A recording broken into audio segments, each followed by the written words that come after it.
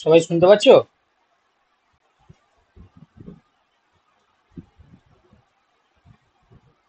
শুনতে পাচ্ছো সবাই?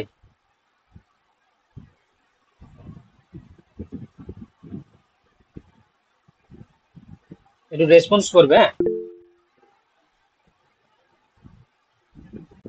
আচ্ছা, ঠিক আছে। দেখো, শিডিউল ক্লাস অনুযায়ী তোমাদের আজকে ক্লাস ছিল ম্যাডামের।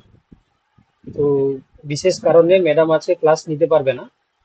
তো এই জন্য ওনার যে ক্লাসটা আমি নেব। ঠিক আছে, তোমাদের আজকে আলোচনার টপিক তোমাদের গ্রুপে পিডিএফ আকারে সেন্ড করা হয়েছে, তোমরা দেখেছো নিশ্চয়। আমরা আজকে নিউক্লিক অ্যাসিড বা ডিএনএ নিয়ে আমরা স্টাডি করব। ঠিক আছে, খুবই ভাইটাল একটি পোর্শন। ঠিক আছে, এটা নিয়ে আজকে আমরা স্টাডি করব ইন ডিটেলসে। এবং আজকে এই পোর্শন থেকে তোমাদের যে কোশ্চেন আসার সম্ভাবনা কিন্তু অনেকটাই বেশি, কারণ এটা একটা ভাইটাল পোর্শন বলতে পারো। আজকে আমরা ডিটেলসে ডিএনএ স্ট্রাকচার এবং তার ফাংশন, টাইপস অফ ডিএনএ এবং আনুষঙ্গিক যে সমস্ত রুলস রয়েছে যেমন চার্গভ রুল, এই বিষয়গুলো নিয়ে আমরা ডিটেলসে স্টাডি করব।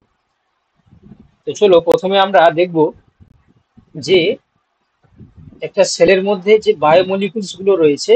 ঠিক আছে, বায়োমলিকুলস এর মধ্যে আমরা কি কি দেখতে পাই না, প্রোটিন, লিপিড, কার্বোহাইড্রেট এবং নিউক্লিক অ্যাসিড।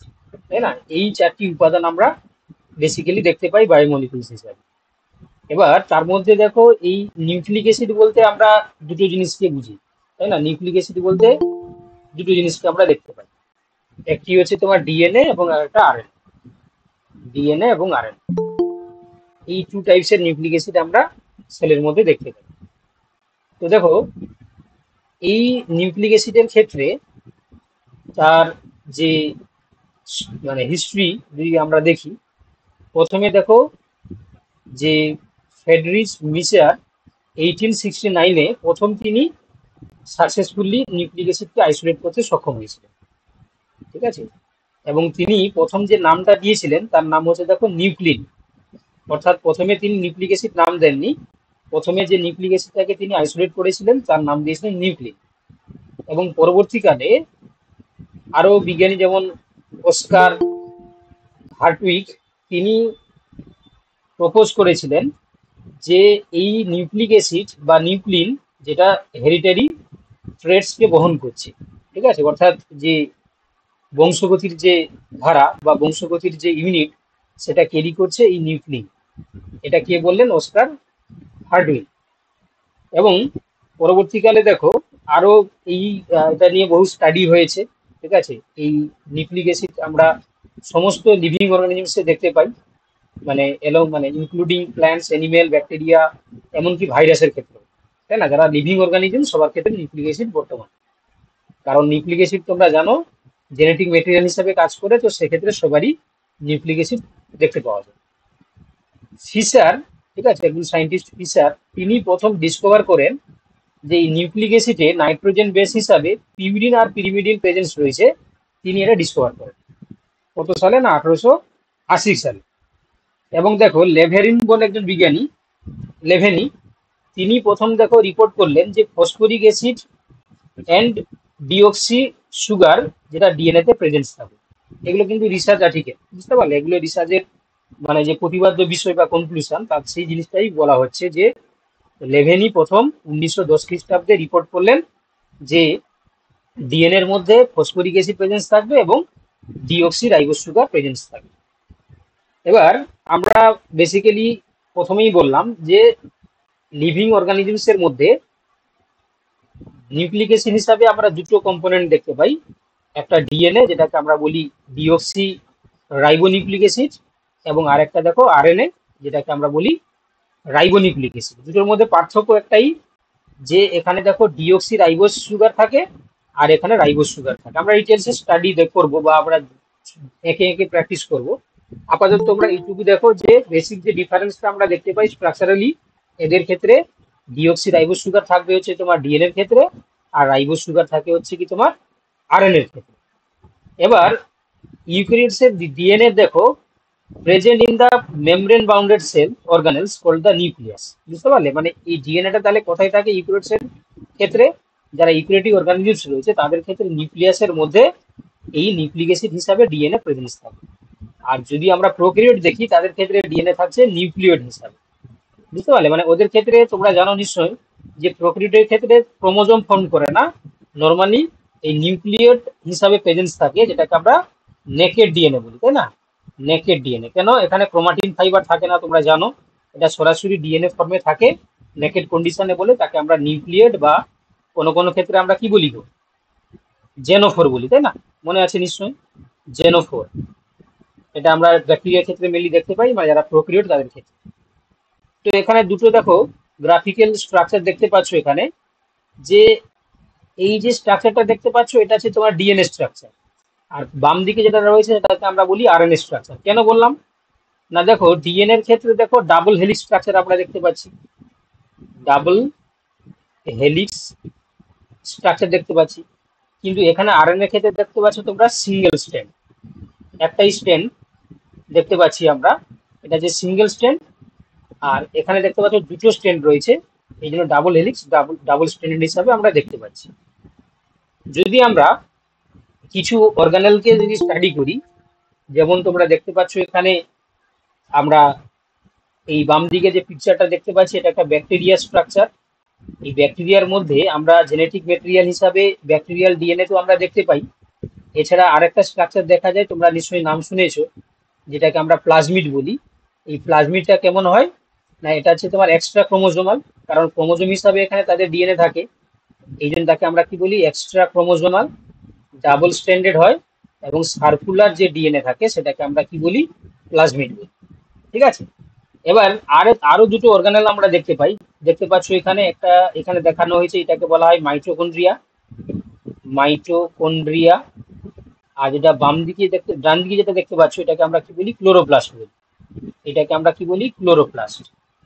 তো এদের ক্ষেত্রে কিছু ডিএনএ, নিজস্ব ডিএনএ থাকে, মানে সেলে, এগুলো দুটো তো অর্গানেল, কোষীয় অঙ্গাণু, তো কোষের মধ্যে এরা থাকে, কিন্তু কোষের নিজস্ব ডিএনএ থাকা সত্ত্বেও এই মাইটোকন্ড্রিয়া এবং ক্লোরোপ্লাস্টের নিজস্ব ডিএনএ আমরা দেখতে পাই। এই জন্য এই দুটো কোষীয় অঙ্গাণুকে আমরা কি বলি? কে বলতে পারবে? এই সেমি অটোনমাস অর্গানেল। একদম ঠিক বলেছো, সেমি অটোনোমাস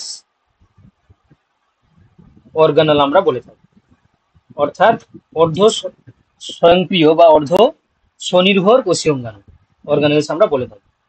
এবার এদের ক্ষেত্রে দেখো বলছে যে ইউক্যারিওটস এর ক্ষেত্রে যে নিউক্লিয়াসের মধ্যে ডিএনএ থাকা সত্ত্বেও মাইটোকন্ড্রিয়া এবং ক্লোরোপ্লাস্টের মধ্যে আমরা কি দেখতে পাই না? এক্সট্রা ক্রোমোজোমাল বা এক্সট্রা নিউক্লিয়ার ডিএনএ আমরা প্রেজেন্স থাকতে দেখতে পাই। ঠিক আছে, তো এই জন্য এদের কিছু কাজ, এই মাইটোকন্ড্রিয়া এবং ক্লোরোপ্লাস্টের কিছু কাজ হচ্ছে কি তোমার নিজস্ব ডিএনএ দ্বারা হয়, আবার কিছু কাজ হচ্ছে কি তোমার সেলের যে নিউক্লিয়াস থাকে তার দ্বারা রেগুলেটেড হয় বা ডিএনএ দ্বারা রেগুলেটেড হয়। তো এই কারণে আমরা কি বলি? যে মাইটোকন্ড্রিয়া এবং ক্লোরোপ্লাস্টকে আমরা সেমি অটোনোমাস বা অর্ধ স্বয়ংক্রিয় কোষীয় অঙ্গাণু আমরা বলে থাকি।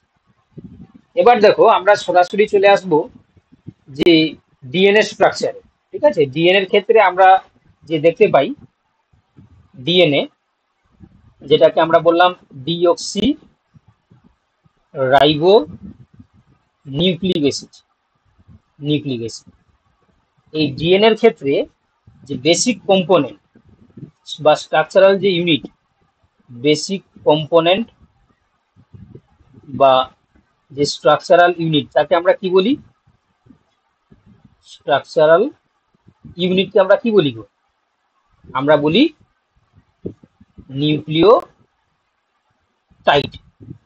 এই নিউক্লিওটাইডের তিনটে কম্পোনেন্ট থাকে, সবাই তোমরা জানো, কে বলতে পারবে তিনটে কম্পোনেন্ট কি কি দেখা যায়? পেন্টোজ সুগার, নাইট্রোজেন বেস আর ফসফরিক অ্যাসিড। একদম ঠিক বলেছো। একটা থাকবে হচ্ছে কি ডিঅক্সি রাইবোজ সুগার, বা তোমরা যেটা বললে পেন্টোজ সুগার, এই জন্য এটাকে আমরা লিখে দেবো 5C, 5 কার্বন যুক্ত। আর থাকবে তোমার নাইট্রোজেন বেস, আর থাকবে phosphoric acid. Phosphoric acid. Phosphoric acid. এই তিনটে কম্পোনেন্ট থাকবে। তো সেটাই এখানে দেখানো হয়েছে, দেখো যে nucleotide A molecules with a pentose sugar linked with a nitrogen base. অর্থাৎ যখন হচ্ছে কি তোমার নিউক্লিওসাইডের ক্ষেত্রে দেখো এখানে পেন্টোজ সুগারের সঙ্গে শুধুমাত্র নাইট্রোজেন বেস থাকবে। যদি আমরা নিউক্লিওটাইড দেখি তাহলে সেখানে কি দেখতে পাবো আমরা, না পেন্টোজ সুগার, ফসফরিক অ্যাসিড এবং নাইট্রোজেন বেস তিনটে একসঙ্গে থাকবে। কি বলা বুঝতে পারলে? যখন তিনটে কম্পোনেন্ট একসঙ্গে থাকবে তখন তাকে বলা হচ্ছে নিউক্লিওটাইড। আর যখন দুটো কম্পোনেন্ট থাকছে কে কে, না পেন্টোজ সুগার এবং নাইট্রোজেন বেস, তখন তাকে আমরা বলি কি নিউক্লিওসাইড। ওকে, তাহলে নিউক্লিওসাইড আর নিউক্লিওটাইডের মধ্যে ডিফারেন্স তোমরা বুঝতে পারলে, তাই না? তাহলে নিউক্লিওটাইডের ক্ষেত্রে তিনটে কম্পোনেন্ট থাকবে আর নিউক্লিওসাইডের মধ্যে দুটো কম্পোনেন্ট থাকবে।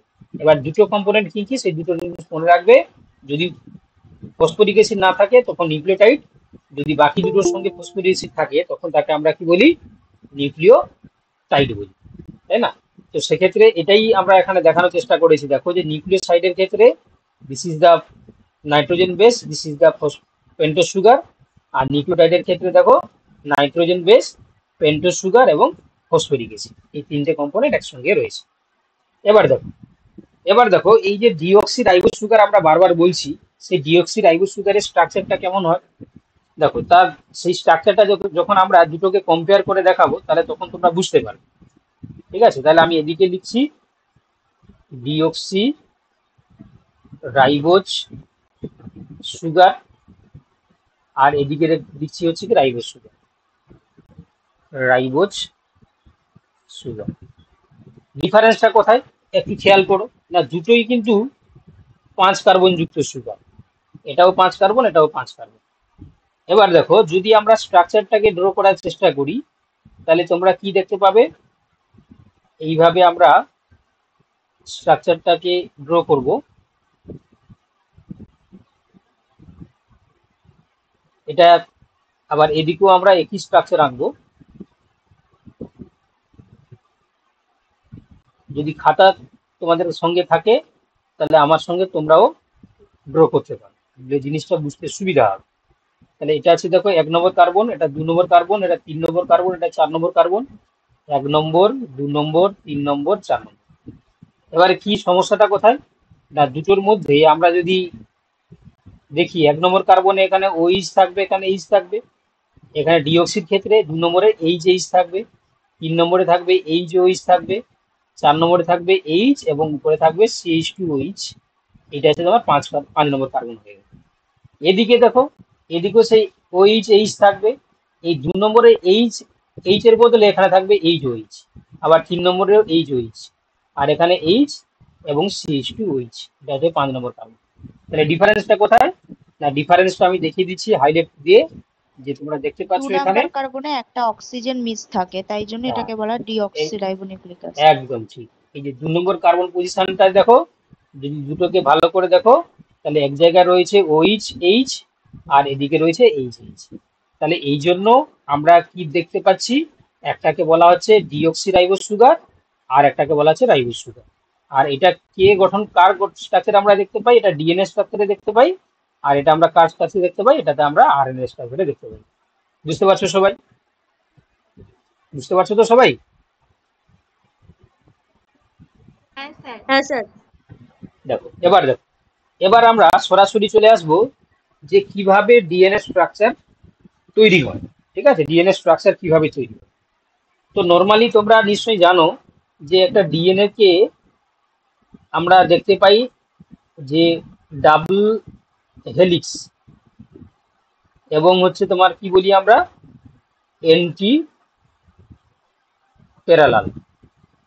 এই ডাবল হেলিক্স এন্টি প্যারালাল এই স্ট্রাকচারটা কারা বলেছে, না একজন সায়েন্টিস্ট, তার নাম কি, দুজন সায়েন্টিস্ট অ্যাকচুয়ালি, একজন ওয়াটসন, ওয়াটসন অ্যান্ড ক্রিক।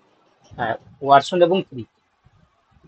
এই ওয়াটসন ছিলেন টিচার, ক্রিক ছিল তার স্টুডেন্ট, তোমরা নিশ্চয়ই সবাই জানো।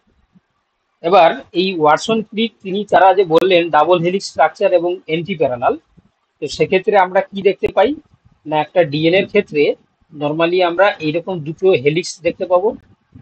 ঠিক আছে, এরকম ভাবে দুটো হেলিক্স দেখা যাবে। একটা যদি 5 প্রাইম হয় তার অপোজিটটা হবে 3 প্রাইম, এটা যদি 3 প্রাইম হয় তার অপোজিটটা হবে 5 প্রাইম। এবার এই হেলিক্সের ক্ষেত্রে আমরা কি লক্ষ্য করি না, দুটো এই যে একটা টার্ন বা একটা হেলিক্স যে ডিস্টেন্সটা মেনটেন করে, মানে এই ডিস্টেন্সটা যেটা আমি উল্লেখ করলাম, এইটাকে আমরা কি বলি, একটা টার্ন বা একটা হেলিক্স বা একটা আমরা লুপও বলতে পারি। ঠিক আছে, তো এর ডিস্টেন্সটা কত হয় তোমরা নিশ্চয়ই সবাই জানো, এটা 34 অ্যাংস্ট্রম হয়। ঠিক আছে, একটা হেলিক্সের যে ডিস্টেন্সটা কত হয়, 34 অ্যাংস্ট্রম। এবার ভালো করে খেয়াল দিয়ে দেখবে তোমরা যে এই হেলিক্সের ক্ষেত্রে দুটো যে হেলিক্স, এরা সবসময় কি হয় না, সর্বদা সমান ডিস্টেন্স তারা মেনটেন করে। এবং সেটা কত হয়, যদি আমরা বিডিএন এর ক্ষেত্রে দেখি, তাহলে কত হয় না, 20 অ্যাংস্ট্রম হয়।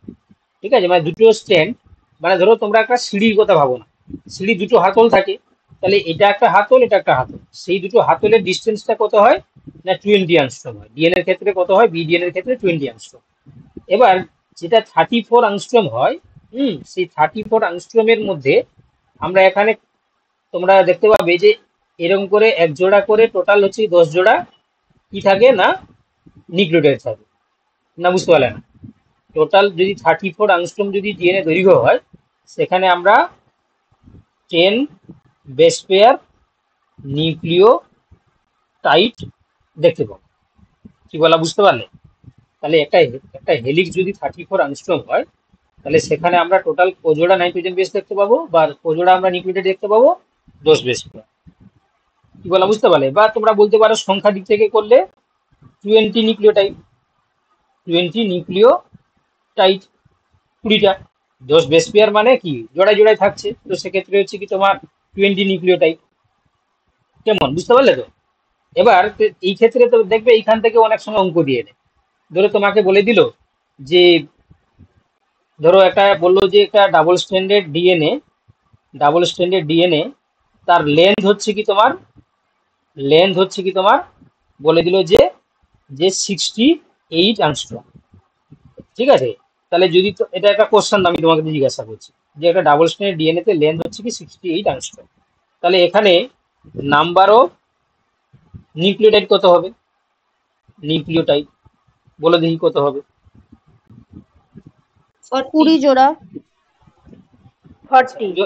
একজন বলছে 20 জোড়া, একজন বলছে 40টা। আচ্ছা, আর কারা কি বলছো? 40 নিউক্লিওটাইড। আর বাকি যারা কি বলছো, বাকিরা কিছু বলবে না? এই যে বললাম যে যে আমি বললাম যে ডাবল স্ট্যান্ডার্ড ডিএনএ যার লেন্থ বা যার দৈর্ঘ্য হচ্ছে কি তোমার 68 অ্যাংস্ট্রম, ওই 68 অ্যাংস্ট্রম দৈর্ঘ্য বিশিষ্ট ডিএনএ তে নাম্বার অফ নিউক্লিওটাইড কত থাকবে? নাম্বার অফ নিউক্লিওটাইড মানে নিউক্লিওটাইডের সংখ্যা কত? 20 বেস পেয়ার। 20 base pair. আচ্ছা, কি করে তাহলে ডাবল হবে 10 বেস পেয়ার 10 ইনটু 2। তাহলে তোমরা কি করে বললে? বাকিরা যারা বুঝতে পারছো না তাদের জন্য বলে দিচ্ছি, দেখো। তাহলে এটা খুবই সিম্পল জিনিস, একটু আগেই বললাম যে 34 অ্যাংস্ট্রম যদি ডিএনএ দৈর্ঘ্য হয়, তাহলে সেখানে থাকবে 10 বেস পেয়ার নিউক্লিওটাইড। তাহলে এখানে যদি আমাদের 1 অ্যাংস্ট্রম দৈর্ঘ্য হয়, তাহলে আমরা করতে পারবো না 40/34 বেস পেয়ার নিউক্লিওটাইড। আর এখানে বলেছে কত, যে তোমার 68 অ্যাংস্ট্রম, তাহলে বাড়বে না কমবে? 64 বাড়ছে, 68 অ্যাংস্ট্রম হলে তাহলে আমরা কি লিখবো, যে 10/34 ইন্টু হচ্ছে কি তোমার 68। তাহলে 34কে 2 দিয়ে কাটলে 68 হচ্ছে, তাহলে 10 দুনে কত হচ্ছে 20, তাহলে বেস পেয়ার হয়ে যাবে, তাই না, বিপি, তাই না, 20 বিপি বা 40টা। যদি যদি তোমরা ইয়েতে বলো যে উত্তর কি হবে, 20 জোড়া বা 40টা নিউক্লিওটাইড থাকবে। কি বলা বুঝতে পারলে? আবার তোমাকে আর একটা কোশ্চেন আমি বলছি। আচ্ছা, তার আগে বলো, এটা বুঝতে পারলে তো সবাই যারা ক্লাস করছো আজকে? হ্যাঁ স্যার। বা এখান থেকে আরো, হ্যাঁ, আরো একটা তোমাকে কোশ্চেন দিতে পারে। যেমন তোমাকে যদি বলে যে একটা ডাবল স্ট্যান্ডার্ড ডিএনএ তে, ঠিক আছে, number of nucleotide nucleotide suppose বললো কত, যে তোমার সাপোজ তোমাকে বললো যে এখানে 80, ঠিক আছে, নিউক্লিওটাইড 80, তাহলে লেন্থ অফ ডিএনএ কত হবে? লেন্থ অফ ডিএনএ, ওই ডিএনএ লেন্থ কত? তাহলে কি হবে উত্তর?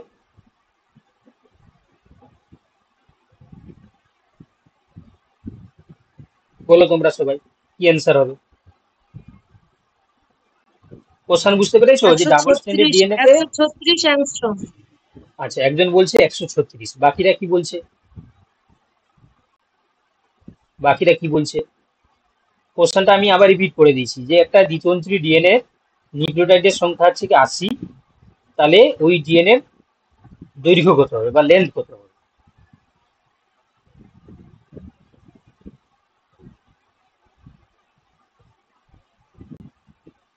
136 হচ্ছে মানে 34 ইন্টু 4 হবে। বাকিরা চুপচাপ কেন বাবা, তোমরা কি হ্যাঁ বুঝতে স্যার পারছো না? বলছি।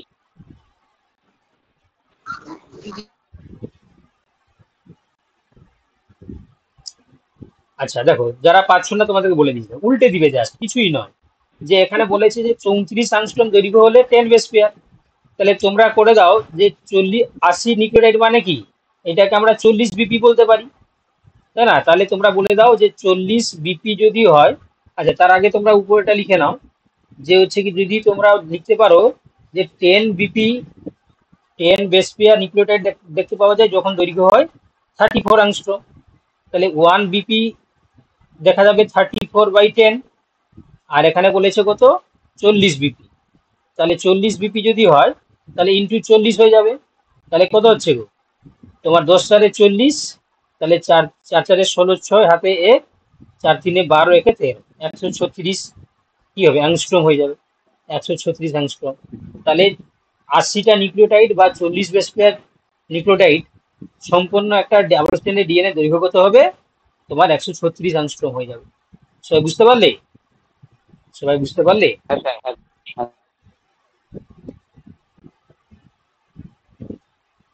যাদের সমস্যা থাকবে তোমরা কিন্তু ক্লাসে বলবে, পরে আমাকে ফোন করে বললে হবে না বাবা। ক্লাসের সমস্যা, অনলাইন ক্লাসে তোমাদেরকে বলার সুযোগ দেওয়া হচ্ছে, তোমাদের সমস্যা তোমরা বলে নেবে, পরে যদি তুমি বলো তাহলে তাহলে আমি সময় কিন্তু দিতে পারবো না বাবা। ঠিক আছে, কোশ্চেন অ্যান্সার তুমি পাঠালে না হয় আমি বলে দেবো, কিন্তু থিওরির যদি কোনো কনসেপ্ট যদি তোমার ক্লিয়ার না হয় ক্লাসে, তুমি ক্লাসেই জিজ্ঞাসা করে নেবে, সেটাই বেস্ট। ঠিক আছে, পড়াশোনা হচ্ছে লজ্জার কিছু কারণ নেই। ঠিক আছে, যে যে জিনিসটা বুঝতে পারবে না সঙ্গে সঙ্গে জিজ্ঞাসা করে নেবে, এটাই বেস্ট। ঠিক আছে, চলো এবার দেখো, তাহলে আমরা যেটা বলছিলাম যে ডিএনএর স্ট্রাকচারে আমরা 3 ধরনের কম্পোনেন্ট দেখেছি। একটা আছে তোমার deoxy ribose sugar, deoxy ribose sugar, একটা আছে স্যার তোমার, হ্যাঁ বলো। বলছি একটা কথা, আমি একটু আগে লেফট হয়েছিলাম, তো বলছিলাম কি আগের স্লাইডটা একটু দেখাবেন? অবভিয়াসলি আমি দেখাবো, দেখো।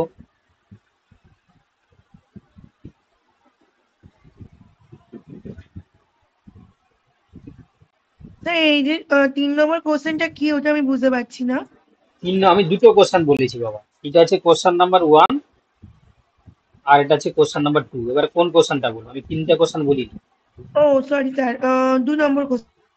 2 নম্বর কোশ্চেনটা বললাম যে একটা ডাবল স্ট্যান্ডার্ড ডিএনএ এর ক্ষেত্রে যদি নিউক্লিওটাইডের সংখ্যা 80 বা 40 বেস পেয়ার হয়, তাহলে ওই ডিএনএ এর লেন্থ কত হবে, দৈর্ঘ্য কত হবে।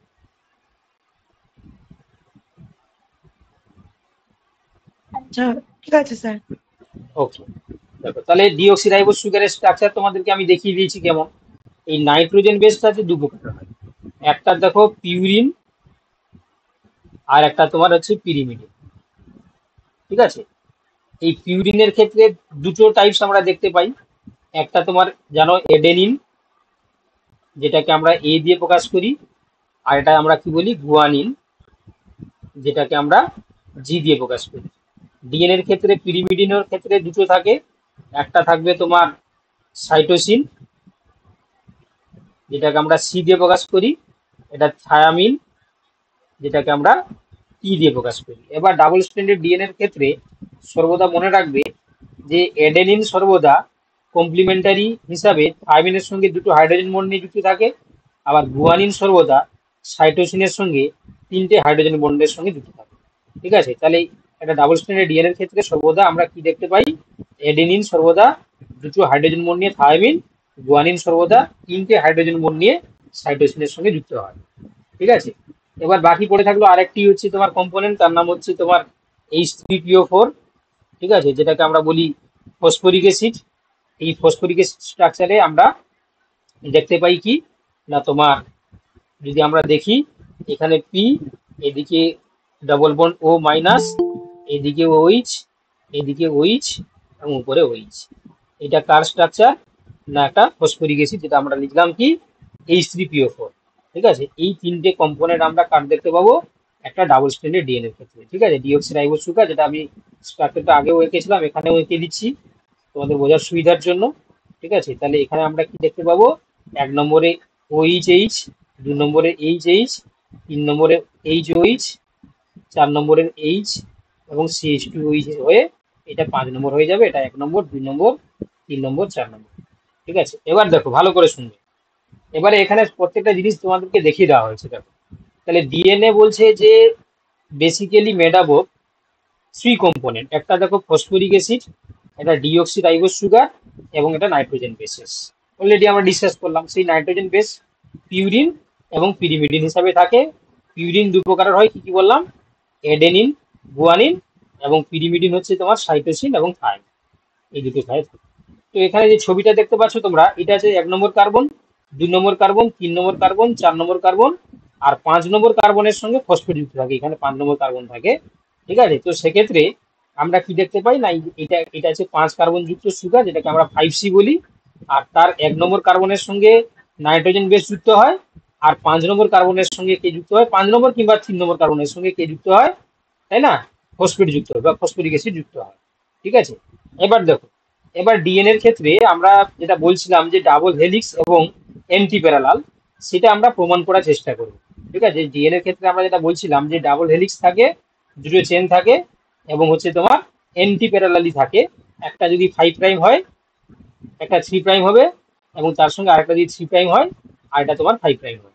এবং সর্বদা কি হয়, এডেনিন সর্বদা দুটো হাইড্রোজেন বন্ড নিয়ে থাইমিনের সঙ্গে যুক্ত হয়, গুয়ানিন সর্বদা 3টে হাইড্রোজেন বন্ড নিয়ে সাইটোসিনের সঙ্গে যুক্ত হয়, থাইমিন দুটো হাইড্রোজেন বন্ড নিয়ে এডেনিনের সঙ্গে যুক্ত হয়, সাইটোসিন 3টে হাইড্রোজেন বন্ড নিয়ে গুয়ানিনের সঙ্গে যুক্ত হয়।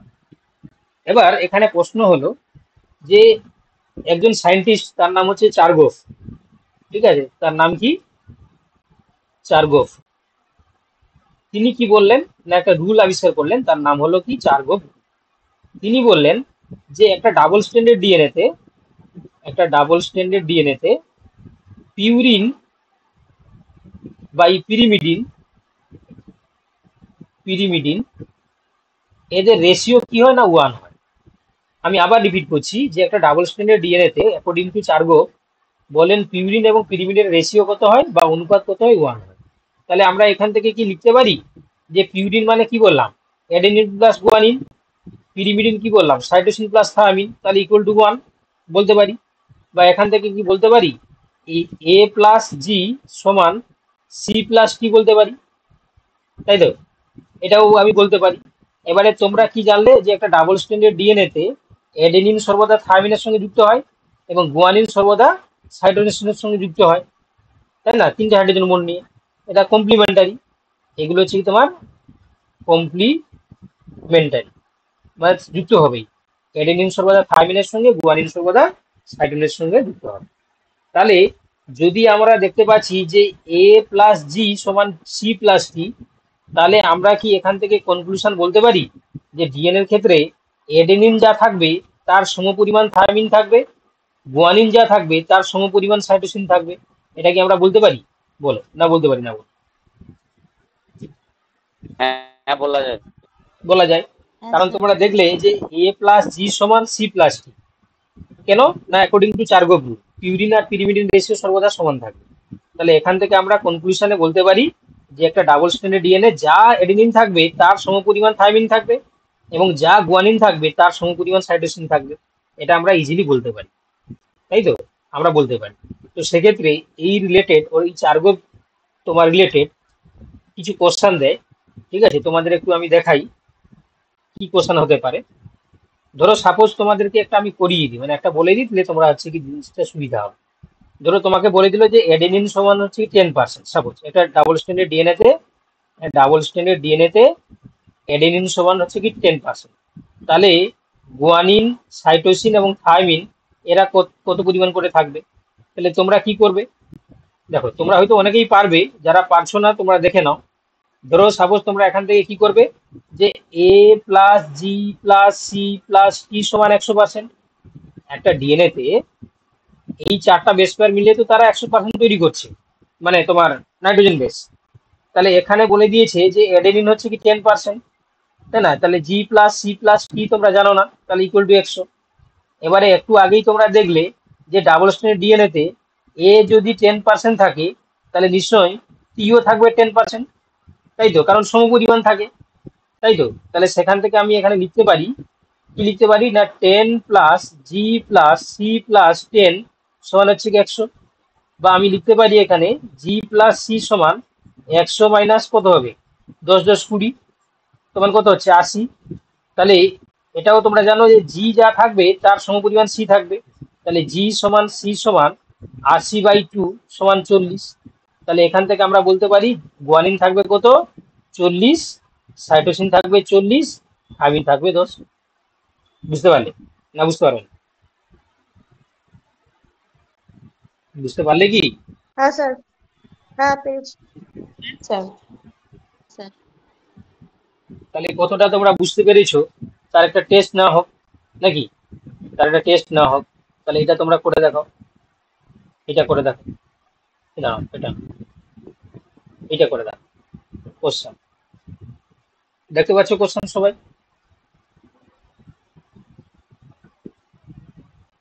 নাকি একটু বড় করে দেবো?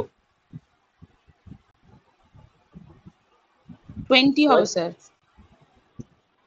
20% হবে, বি আনসার হবে। আচ্ছা, একজন বলছে বি অ্যান্সার, বাকিরা কি বলছে বলুন। বি হবে। বি হবে। এই সবাই বলছে না কেন? 20 হবে, 20%। 20%, সবাই বলছে 20%। তাহলে একটু করে দেখা যাক।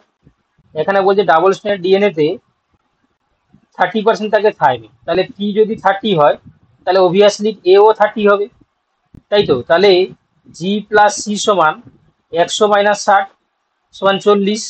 তাহলে জি সমান সি সমান 40/2 সমান 20। তাহলে এখানে চেয়েছে সাইটোসিন, তাহলে কত হবে, 20% হবে। বি হয়ে যাবে সঠিক উত্তর, তাই না? বি হয়ে যাবে সঠিক উত্তর, 20% হয়ে যাবে সঠিক উত্তর। তাহলে সবাই তোমরা উত্তরটা সঠিক বলেছো। আর যারা বুঝতে পারোনি তোমরা কিন্তু যদি সমস্যা থাকে জিজ্ঞাসা করে নিতে পারো, যদি সমস্যা থাকে তাহলে জিজ্ঞাসা করে নিতে পারো। কারো সমস্যা নেই তো? না স্যার। কারোর সমস্যা নেই। চলো এবারে দেখো, এবার হচ্ছে কি দেখো, তোমাদের যেটা বলছিলাম যে একটা ডিএনএ তে যে কম্পোনেন্ট হিসাবে আমরা বলছিলাম তিন তিন প্রকারের কম্পোনেন্ট থাকে। একটি হচ্ছে কি কি বললাম না, তোমার ডিঅক্সি রাইবোজ সুগার দেখতে পাচ্ছ এখানে মাঝখানে, এবং তার 1 নম্বর কার্বন, এটা যে 1 নম্বর কার্বন, 2 নম্বর কার্বন, 3 নম্বর কার্বন, 4 নম্বর কার্বন, আর এখানে হচ্ছে 5 নম্বর কার্বন।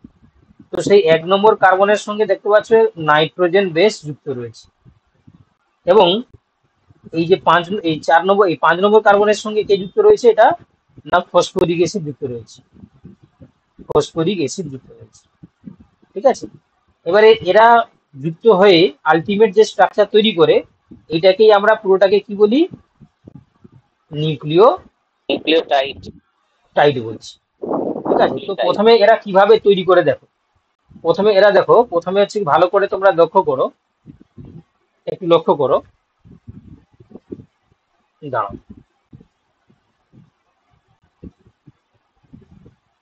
লক্ষ্য করো এই জায়গাটা লক্ষ্য করো। তো দেখো প্রথমে কি হয়, এই নিউক্লিওটাইড গুলো কিভাবে তৈরি করছে না, যখন হচ্ছে কি তোমার এডিনিনের সঙ্গে ডিঅক্সি রাইবোজ সুগার যুক্ত হয় তখন তার নাম হয়ে যাচ্ছে কি না ডিঅক্সি এডিনোসিন। এবারে যখন এই ডিঅক্সি এডিনোসিনের সঙ্গে কোনো বেস যুক্ত হয়, বেস মানে নাইট্রোজেন বেস, ধরো সাপোজ এই ডিঅক্সি এডিনোসিনের সঙ্গে এডেনিন যুক্ত হল, সাপোজ প্লাস হচ্ছে যদি এডেনিন হয়ে যায়, তাহলে তখন তার নামটা কি হবে, ডিঅক্সি এডিনোসিন। কি বললাম বুঝতে পারলে? এই যে এখানে এডিন যুক্ত হয়ে গেছে, তাহলে এডিনিন সঙ্গে হচ্ছে ডিঅক্সি রাইবোজ যুক্ত হয়ে গেলে ডিঅক্সি এডিনোসিন, তার সঙ্গে ফসফেট যুক্ত হয়ে গেলে তখন কি হয়ে যাবে বলো, ডিঅক্সি এডিনোসিন তোমার হচ্ছে কি ফসফেট হয়ে যাবে। বুঝতে পারলে, যখন ফসফেট যুক্ত হয়ে যাবে। ঠিক একইভাবে দেখো গুয়ানিনের সঙ্গে যখন ডিঅক্সি রাইবোজ যুক্ত হচ্ছে তখন ডিঅক্সি গুয়ানোসিল, সাইটোসিন যুক্ত হলে তখন তার নাম হয়ে যাবে কি ডিঅক্সি সাইটিডিন, থাইমিন যুক্ত হলে তখন তার নাম হয়ে যাবে কি ডিঅক্সি থাইমিডিন। মনে থাকবে না? বুঝতে পারলেন? এডিনোসিন হচ্ছে nitrogen base, deoxy ribose sugar তার সঙ্গে যুক্ত হয়ে গেলে ডিঅক্সি এডিনোসিন। গুয়ানিনের সঙ্গে ডিঅক্সি রাইবোজ যুক্ত হয়ে গেলে ডিঅক্সি গুয়ানোসিন। সাইটিনের সঙ্গে ডিঅক্সি রাইবোজ সুগার যুক্ত হলে ডিঅক্সি সাইটিডিন। থাইমিনের সঙ্গে যুক্ত হলে ডিঅক্সি থাইমিডিন। মনে থাকবে না? বুঝতে পারলে না? হ্যাঁ স্যার। এবার দেখো, এবার আমি প্রিভিয়াসে ফিরে আসছি। দেখো এখানে ভালো করে দেখো তোমরা, এই যে স্ট্রাকচারটা দেখানো হয়েছে, ঠিক আছে, এই স্ট্রাকচারে দেখো ডিএনএ এর একটা স্ট্র্যান্ড দেখানো হয়েছে। এটা দেখো 5 প্রাইম এন্ড, এটা তোমার 3 প্রাইম এন্ড, ঠিক আছে। ঠিক এদিকেও একটা স্ট্র্যান্ড তৈরি হবে। এবারে কি করে তৈরি হচ্ছে তোমাদেরকে একটু আমি এঁকে দেখিয়ে দিচ্ছি, সবচেয়ে বেস্ট হবে তোমাদেরকে এঁকে দেখিয়ে দিই। কারণ তোমরা ভবিষ্যতে টিচার হলে তোমাদেরকেও তো স্টুডেন্টকে দেখাতে হবে, তাই না, যে কি কি করে তৈরি হচ্ছে। তো সেক্ষেত্রে আমিও তোমাদেরকে এঁকে দেখিয়ে দেওয়ার চেষ্টা করি, কারণ তোমাদের এটা জানার দরকার আছে কিভাবে তৈরি হয়ে যাবে। দেখো আমি এদিকে একটা স্ট্যান্ড আনছি, আগে তোমাদেরকে একটা সিম্পল দেখে দিয়েছি যে সুগার আর ফসফেট, সুগার আর ফসফেট, সুগার ফসফেট, সুগার। এদিকে দেখো sugar phosphate, sugar phosphate, sugar phosphate, sugar. তাহলে এই দুটো যে হলো কি বলে, দুটো হেলিক্স, মানে দুটো হচ্ছে কি তোমার স্ট্যান্ড হয়ে গেল। এই দুটো স্ট্যান্ড কি কি, এদিকে দেখতে পাচ্ছ সুগার ফসফেট এটা স্ট্যান্ড, আর এদিকে এটা স্ট্যান্ড হলো সুগার ফসফেট। এবারে তোমরা জানো যে এখানে যদি অ্যাডেনিন থাকে তাহলে তার সঙ্গে দুটো হাইড্রোজেন বন্ড নিয়ে থায়ামিন থাকবে। এখানে যদি গুয়ানিন থাকে তার সঙ্গে 3টে হাইড্রোজেন বন্ড নিয়ে থায়ামিন থাকবে। এখানে যদি তোমার থাইমিন থাকে তার সঙ্গে দুটো হাইড্রোজেন বন্ডে অ্যাডেনিন থাকবে। এখানে যদি সাইটোসিন থাকে তার সঙ্গে 3টে হাইড্রোজেন বন্ডে গুয়ানিন থাকবে। এবার দেখো ভালো করে শোনো, এবার দেখো এই যে তোমরা দেখতে পাচ্ছ, যদি এখানে আমরা এটাকে 5 প্রাইম বলি, এই নিচেটা 3 প্রাইম বলি, এটা যদি 3 প্রাইম বলি, এটাকে আমরা বলবো 5 প্রাইম। কেন বলছি পরে আসছি, আমি দেখাচ্ছি তোমাদের স্ট্রাকচার রেখে। এবার এখানে তোমরা দেখতে পাচ্ছ এই যে সুগারের সঙ্গে, এই যে সুগারের সঙ্গে এই যে নাইট্রোজেন বেস যুক্ত হয়েছে, এখানে একটা বন্ড দেখতে পাওয়া যায়। সেই বন্ডটাকে আমরা কি বলি, এন গ্লাইকোসাইডিক বন্ড বলি। আবার এই যে একটা সুগার ফসফেট আবার একটা সুগার, এই বন্ডটাকে আমরা কি বলি না, এটাকে আমরা বলি ফসফো ডাই এস্টার বন্ড বলি। আবার একটা নাইট্রোজেন বেস আর একটা নাইট্রোজেন বেসের সঙ্গে এখানে কি বন্ড দেখা যায়, হাইড্রোজেন বন্ড। দেখো তাহলে 3 টাইপসের বন্ড আমরা দেখতে পাচ্ছি এটা ডিএনএ স্ট্রাকচারে। কি কি না, সুগারের সঙ্গে অ্যাডেনিনের মধ্যে যে মানে কোন নাইট্রোজেন বেসের সঙ্গে যে বন্ড থাকে এন গ্লাইকোসাইডিক বন্ড। আবার দুটো হচ্ছে কি তোমার নাইট্রোজেন বেসের মাঝখানে হাইড্রোজেন বন্ড। আবার দুটো হচ্ছে কি তোমার সুগারের মাঝখানে যে বন্ড থাকে তাকে আমরা কি বলছি, ফসফোডাইএস্টার বন্ড। মনে থাকবে? মনে থাকবে কি? হ্যাঁ স্যার। তাহলে আরেকবার বলুন বলো স্যার। আচ্ছা আমি আবার বলে দিচ্ছি। দেখো যে একটা দেখো যখন হচ্ছে কি সুগারের সঙ্গে তার 1 নম্বর কার্বনের সঙ্গে যুক্ত হয় কি নাইট্রোজেন বেস, তো সেই সুগারের 1 নম্বর কার্বনের সঙ্গে নাইট্রোজেন বেসের তাহলে একটা বন্ড ফর্মেশন হতে হবে, তো বেগে যুক্ত হবে। তার জন্য যে বন্ড দায়ী তার নাম হচ্ছে এন গ্লাইকোসাইডিক বন্ড। আবার দুটো সুগারের মাঝখানে ফসফেট যে থাকে তখন তার নাম হয়ে যাবে ফসফোডাইএস্টার বন্ড। আবার দুটো নাইট্রোজেন বেসের মাঝখানে যে বন্ড দেখতে পাওয়া যায় তাকে বলা হয় হাইড্রোজেন বন্ড। তাহলে যদি তোমাদের পরীক্ষায় জিজ্ঞাসা করা হয় যে দুটো ডিএনএ দুটো স্ট্র্যান্ড পরস্পর কোন বন্ধনের মাধ্যমে যুক্ত থাকে, তাহলে তুমি কি বলবে, ডিএনএ দুটি স্ট্র্যান্ড পরস্পর কি বন্ডের মাধ্যমে তারা পরস্পর যুক্ত থাকে? তাহলে তোমাদের উত্তর কি হবে? হাইড্রোজেন। ইয়েস, হাইড্রোজেন বন্ড হবে, হাইড্রোজেন বন্ড। আর যদি তোমাকে বলে যে ডিএনএ এর একটা স্ট্র্যান্ডে কি বন্ড দেখা যায়, একটা স্ট্র্যান্ডে, তাহলে একটা স্ট্র্যান্ডে আমরা দেখতে পাচ্ছি ফসফোডাইএস্টার বন্ড আর হচ্ছে কি তোমার এন গ্লাইকোসাইডিক বন্ড। বেশ, তাহলে এবার আমরা দেখব যে কেন আমরা এইটাকে 5 প্রাইম বলছি এবং তার অপোজিটটাকে আমরা 3 প্রাইম বলছি, বা কেন তার অপোজিটটা যেখানে 5 প্রাইম শুরু হলে তার অপোজিটটাকে আমরা 3 প্রাইম বলছি এবং তার অপোজিটটাকে আমরা 5 প্রাইম বলছি। এই জিনিসটাও তোমরা একটু শিখে নাও, ঠিক আছে? এটা স্ট্রাকচার এঁকে দেখাতে হবে, না হলে হচ্ছে কি তোমরা বুঝতে পারবে না, ঠিক আছে? হয়তো ছবি আঁকা আছে এখানে, দেখিয়ে দিলে তোমরা হয়তো বুঝতে পারবে না, আমি এঁকে দিচ্ছি, ঠিক আছে? এঁকে দেওয়ার পরে যেটা আমি দিয়েছি সেই ছবিটাও দেখিয়ে দেবো। দেখো, তো আমি এদিকে একটা ছবি আঁকছি। তোমরা যদি খাতা কলম থাকে তাহলে আমার সঙ্গে তোমরা চাইলে আঁকতে পারো, তাহলে জিনিসটা শিখতে পারবে। আমি তোমাদেরকে দুটো বেস পেয়ার দিয়ে দেখিয়ে দিচ্ছি, কারণ দেখতেই পাচ্ছ এখানে জায়গা খুব শর্ট, আর এখানে পেন টেপে খুব ভালো ছবি আঁকা যায়। একটা বেস পেয়ার আঁকলাম, আবার এদিকে একটা তোমার সুগার আঁকলাম। ঠিক একই এরই সামঞ্জস্যপূর্ণ ভাবে তোমরা কি করবে, এদিকেও তোমরা কি করবে, একটা সুগার আঁকে নিলাম, আবার এদিকেও উল্টো দিক করে একটা সুগার আঁকার চেষ্টা করছি। হয়েছে? এবার দেখো, এটা আছে তোমার 1 নম্বর কার্বন, এটা 2 নম্বর, এটা 3 নম্বর, এটা 4 নম্বর, 5 নম্বরে কি থাকবে, CH2OH, এখানে থাকবে H, এখানে থাকবে H, এখানে থাকবে OH, এখানে থাকবে H, এখানে OH, এখানে থাকবে, এটা তোমার 1 নম্বর, 2 নম্বর, 3 নম্বর, 4 নম্বর, 4 নম্বরে H, CH2OH, এখানে 2 নম্বর থাকবে HH, 3 নম্বরে থাকবে OH, ঠিক আছে? সবগুলোকে আমি সমানভাবে এঁকে নিচ্ছি। OH, এটা 1 নম্বর, 2 নম্বর, 3 নম্বর, 4 নম্বর, 5 নম্বরে CH2OH, এখানে H, এখানে HOH, এখানেও সেরকম, এটা 1 নম্বর, 2 নম্বর, 3 নম্বর, 4 নম্বর, 5 নম্বরে থাকবে CH2OH, এখানে H, এখানে OH, এখানে HH, এখানে OH। তাহলে এটা বুঝতে কারোর অসুবিধা হয়নি আশা করি। আমি জাস্ট হচ্ছে কি তোমার এটা লিখেছি, কি বলে দেখি, ডিঅক্সি রাইবোজ সুগার এই 4টা, তাই তো? এটা কি বুঝতে কারোর অসুবিধা হয়েছে? না স্যার। না স্যার। এবার দেখো, এবার কি হয় দেখো, না দুটো এই যে সুগারের মাঝখানে একটা ফসফেট আছে। ফসফেটের স্ট্রাকচার যদি আমরা আঁকি তাহলে কি লিখবো, H3PO4 বলেছিলাম, তাহলে P double bond O minus, এদিকে OH, এদিকে OH থাকবে, আর এদিকে O মাইনাস থাকবে। ঠিক এদিকেও তোমরা করো, এখানে আসবে P double bond O minus, এদিকে O, এদিকে OH, এদিকে তোমার OH। ঠিক আছে, একটু কেয়ারফুলি দেখবে, ঠিক আছে? এবার এই যে তোমরা দেখতে পাচ্ছ প্রথম যে সুগারটা, এই যে সুগারটা, এই সুগারের যে 3 নম্বরের OH, ঠিক আছে, তার সঙ্গে হচ্ছে কি তোমার ফসফেটের H যুক্ত হয়ে জল তৈরি করবে। আবার এখানে দেখো, এই যে নিচের যে 5 নম্বরের সুগার, তার OH আর এখানে H যুক্ত হয়ে গিয়ে জল হয়ে বেরিয়ে যাবে, 2 অণু জল বেরিয়ে যাবে। ওকে, তাহলে আমি সেটাকে একটু ইরেজ করে নিই। হাই রে, পুরো জিনিসটাই মুছে দিলাম গো। কন্ট্রোল জেড মারলে কি আসবে? না আসবে। আচ্ছা ঠিক আছে, আমি ভুলে মুছে ফেলেছি, আমি আবার তোমাদেরকে এঁকে দিচ্ছি, ঠিক আছে? তোমাদের সুবিধা হলো, যারা বুঝতে পারোনি তোমরা একটু দেখে নাও।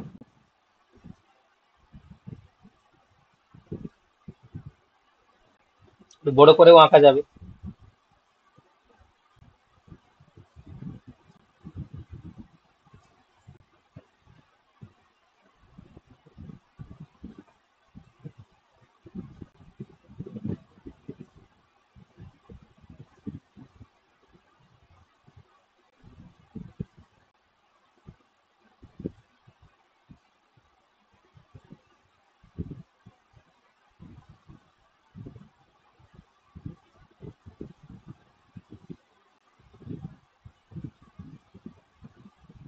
হয়েছে? দেখো, তাহলে যেটা আমি বলছিলাম, দেখো তাহলে এটা আছে তোমার 1 নম্বরে ছিল OH, ছিল H ছিল, 2 নম্বরে H, 3 নম্বরে OH, 4 নম্বরে হচ্ছে কি তোমার এখানে CH2OH, এখানে H।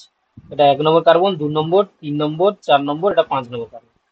ওকে, আর এবারে হচ্ছে কি এটা OH, এখানে HH, এখানে HOH, এখানে H, এখানে CH2OH। তাহলে এটা হচ্ছে 1 নম্বর, 2 নম্বর, 3 নম্বর, 4 নম্বর, এখানে 5 নম্বর। তাহলে আমি যেটা বলছিলাম যে এই যে এখানে P double bond O minus, এখানে O মাইনাস, এখানে OH এবং এখানে OH, তাহলে এই যে OH আর এই H জল হয়ে বেরিয়ে যাবে। তাহলে আমি এটা বার করে দিচ্ছি, দেখো। তাহলে এখানে কি হবে OH আর এখানে H বেরিয়ে গেল, তাহলে বাকি পড়ে থাকলো কে ও। তাহলে ও কি করবে এখানে একটা বন্ড তৈরি করবে। আবার এখানেও দেখো ওই OH আর এখানে H যখন জল হয়ে বেরিয়ে যাবে, তাহলে বাকি পড়ে থাকবে কে, এটা ও পড়ে থাকবে, তাই তো। তাহলে এখানে কি হবে, একটা ও পড়ে থাকলে তাহলে এখানে থাকলো কি CH2, এখানে মাঝখানে চলে আসবে কি অক্সিজেন একটা চলে আসবে। ওকে, দেখো এই যে CH2 আর এখানে তোমার এর সঙ্গে বন্ধ হয়ে গেল। আবার এদিকেও ঠিক একইভাবে এখানে কি ছিল, OH ছিল, এখানে H, 2 নম্বরের H, 3 নম্বরের কি থাকবে HOH, 4 নম্বরের CH2OH, তাই না। এটা যে 1 নম্বর কার্বন, 2 নম্বর, 3 নম্বর, 4 নম্বর, এটা 5 নম্বর। আবার এখানেও দেখো 1 নম্বর, 2 নম্বর, 3 নম্বর, 4 নম্বর, তাহলে 4 নম্বরের CH2OH, এখানে হচ্ছে 3 নম্বরের HOH, 2 নম্বরের HH, এখানে OH আর H। ঠিক আছে, ভালো করে দেখো। এবার কি দেখো, এখানেও সেরকম ফসফেট আসবে P+, এখানে OH, সরি উপরে OH, নিচে OH, আর সাইড হচ্ছে O-। ঠিক আছে, O-, ওখানে আসবে কি O-। তাহলে এবারে দেখো এখানেও দেখো OH আর H জল হয়ে বেরিয়ে যাবে। এখানেও দেখো এই যে 3 নম্বরের OH এর H আর এখানে হচ্ছে OH জল হয়ে বেরিয়ে যাবে 2 অণু। ঠিক আছে, তাহলে সেক্ষেত্রে আমরা যদি ইরেজ করে দেখাই, তাহলে কি দেখতে পাবে তোমরা, এখানে OH-টাকে হটিয়ে দাও, এখানে H-টাকে তাড়িয়ে দাও, এখানেও OH-টাকে তাড়িয়ে দাও, এখানে O-টাকে ছাড়িয়ে দাও। তাহলে কি হবে, এখানে O CH2 সঙ্গে যুক্ত হবে, আর এখানে একটা O আসবে P এর সঙ্গে যুক্ত হবে। ঠিক আছে, তাহলে দেখো, তাহলে আলটিমেট কি হলো না, দুদিকে দুটো হচ্ছে কি তোমার স্ট্রেন্থ তৈরি হয়ে গেল। ওকে, আর এখানে আমি তোমাদেরকে হয়তো বেস পিয়া মানে নাইট্রোজেন বেসটাকে আঁকতে পারবো না, ঠিক আছে, নাহলে দেখিয়ে দিতাম। ঠিক আছে, OH গুলো চলে যায় এবং এই জায়গায় কি আসবে তোমার নাইট্রোজেন বেস এদের সঙ্গে যুক্ত হবে এন যদি এখানে এডেনিন হয়, আর এর সঙ্গে অবভিয়াসলি কি আসবে থায়ামিন। এখানে যদি তোমার G আসে তাহলে এখানে আসবে C, তাহলে এখানে এডেনিনের সঙ্গে থায়ামিন দেখিয়ে দিব আমি কি করে তারা বন্ড তৈরি করে, আমি দেখিয়ে দিচ্ছি। এখানে তোমাদেরকে দেখিয়ে দিলাম যে এটা 3টে হাইড্রোজেন বন্ড নিয়ে যুক্ত হয়ে যায়। ঠিক আছে, তাহলে এই জন্য দেখো আমরা যে অ্যান্টি প্যারালাল বলছিলাম, ভালো করে খেয়াল করো, একটা যদি এখানে দেখো 5 প্রাইমের OH মুক্ত আছে, এই জন্য এটাকে আমরা 5 প্রাইম বলি। এখানে দেখো তার অপোজিটে দেখো 3 নম্বর কার্বনে OH মুক্ত আছে, মানে 3 প্রাইম বলি আমরা। এদিকে দেখো 3 নম্বর কার্বনে OH মুক্ত আছে, মানে 3 প্রাইম বলি আমরা। আবার এই সুগারে দেখো 5 নম্বর কার্বনের OH মুক্ত আছে বলে এটাকে আমরা 5 প্রাইম বলি। এই জন্য দেখো একটা ডিএনএ 5 প্রাইম হলে তার অপোজিটে হবে 3 প্রাইম, একটা যদি 3 প্রাইম হয় তার অপোজিটে হবে 5 প্রাইম। বলো, কে বুঝতে পারোনি বলো,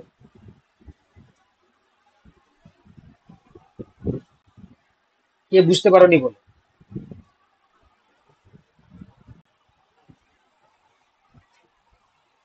যা এরা কিছু হ্যাঁ না কিছুই বলছে না, যদি বুঝতে পেরেছি তাহলে বলবে হ্যাঁ বুঝতে স্যার পেরেছি। ঠিক আছে। হ্যাঁ হ্যাঁ বুঝতে বুঝেছি পেরেছি। স্যার।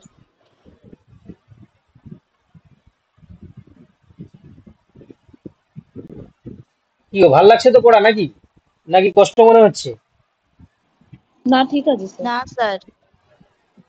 দেখো তাহলে সেটাই এখানে দেখানো হয়েছে, আমি এই জন্য তোমাদেরকে এঁকে দিলাম। ডান দিকে তোমরা ভালো করে লক্ষ্য করো, দিলে বুঝতে পারবে। একটা এখানে একটা ডিএনএ একটা সিঙ্গেল স্ট্র্যান্ড এখানে দেখানো হয়েছে, সিঙ্গেল একটা স্ট্র্যান্ড দেখানো হয়েছে। সেই স্ট্র্যান্ডে ভালো করে লক্ষ্য করো, এই যে উপরটাকে 5 প্রাইম বলছে, কেন 5 প্রাইম বলছে ভালো ভালো করে লক্ষ্য করো, সেটা ইরেজ হচ্ছে না। এই যে সুগারে দেখো 1 নম্বরের সঙ্গে অ্যাডেনিন যুক্ত হয়ে গেছে, 2 নম্বরে তো এইচ থাকে, 3 নম্বরে যে OH ছিল তার একটা ও দেখো ফসফরিক অ্যাসিডের সঙ্গে যুক্ত হয়েছে। আবার 5 নম্বর কার্বনের দেখো এখানে ফসফেট একটা যুক্ত হয়েছে।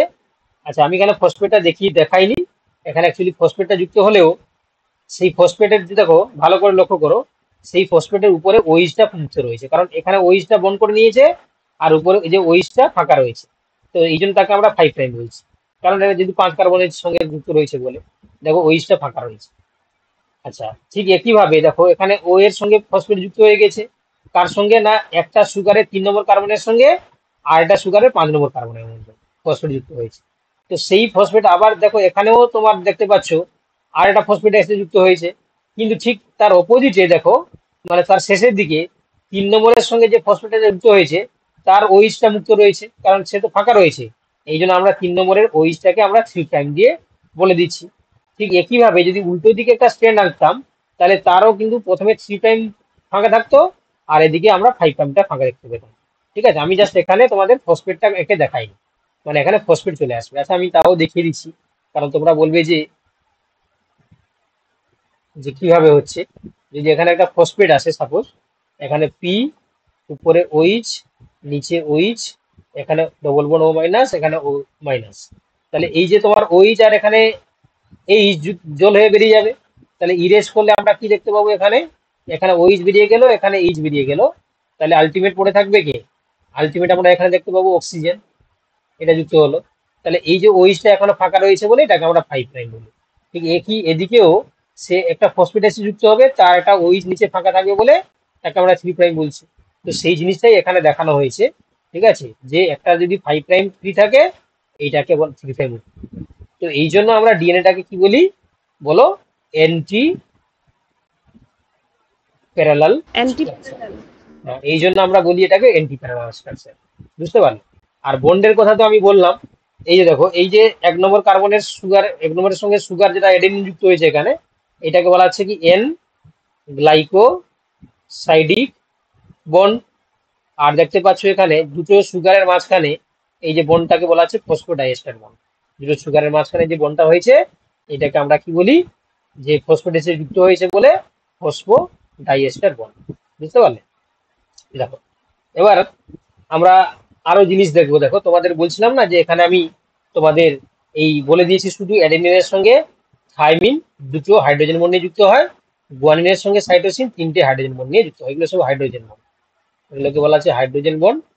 আর এই যে বন্ডটাকে বলা হবে এন গ্লাইকোসাইডিক বন্ড। আর এই যে বন্ডটা দেখতে পাচ্ছ, এটাকে বলা হয় ফসফোডাইএস্টার বন্ড। এবার এই জিনিসটা তোমাদেরকে দেখিয়ে দিই, যে একটা একটা দেখতে পাচ্ছ যে অ্যাডিনিনের সঙ্গে একটা থাইমিন, যে কেন দুটো হাইড্রোজেন বন্ড নিয়ে যুক্ত হচ্ছে। দেখতে পাচ্ছ এই যে স্ট্রাকচারটা হচ্ছে অ্যাডিনিনের স্ট্রাকচার। সেই অ্যাডিনিনের দেখো, এই যে এখানে এই এন আর এই নাইট্রোজেন, তার ওইচ ছিল, এখানে ওইচ ছিল। ঠিক একইভাবে থাইমিনের সঙ্গে দেখো, এই যে বন্ডটা দেখতে পাচ্ছ, এই দুটো বন্ড হাইড্রোজেন বন্ডের সঙ্গে যুক্ত হয়, আর কোনো বন্ড ফর্মেশনের কোনো রাস্তা নেই, এই দুটোই বন্ড তৈরি করে। আর গুয়ানিনের ক্ষেত্রে দেখো, 3 জায়গায় তোমার হচ্ছে হাইড্রোজেন বন্ড তৈরি করার সম্ভাবনা থাকে, এখানে একটা, এখানে একটা, এখানে একটা। এই জন্য আমরা কি বলি, গুয়ানিন সর্বদা সাইটোসিনের সঙ্গে 3টি হাইড্রোজেন বন্ড নিয়ে যুক্ত থাকে। তো আমরা সংক্ষেপে এখানে বলেছিলাম অ্যাডেনিন কি দুটো হাইড্রোজেন বন্ডের থাইমিনের সঙ্গে, এখানে গুয়ানিন 3টে হাইড্রোজেন বন্ড নিয়ে সাইটোসিনের সঙ্গে যুক্ত থাকে।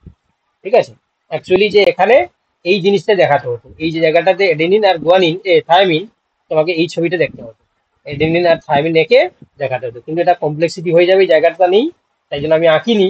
কিন্তু তোমাকে এই এই জিনিসটা পুট করতে হবে, এবং সেই জায়গায় কি হবে না, তোমার হচ্ছে কি তখন আমরা এইভাবে দুটো কমপ্লিমেন্টারি বেস পেয়ার দেখতে পাবো।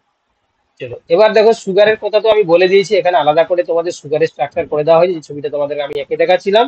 1 নম্বরের ওইচ এইচ, 2 নম্বরে দেখো এইচ এইচ, 3 নম্বরে এইচ ওইচ, 4 নম্বরে দেখো এখানে CH2 ওইচ থাকে, নিচে এইচ থাকে। এটা আর বলার দরকার নেই, অলরেডি তোমাদের বলানো হয়ে গেছে। আচ্ছা, সেই সঙ্গে ফসফরিক অ্যাসিড তো তোমাদেরকে বললাম, যেটা এটা ও মাইনাস, কারণ এটা হচ্ছে H3PO4। ঠিক আছে, 3টে হাইড্রোজেন থাকে, দেখো 1টা 2টো 3টে, অক্সিজেন 4টা থাকে, 1টা 2টো 3টে 4টা, আর ফসফেট। তো যেহেতু এটা 5টা আছে কি তোমার থাকে, 4টা তোমার হচ্ছে কি যোজ্যতা থাকে বলে এখানে আমরা ও মাইনাস বলে লিখে থাকি।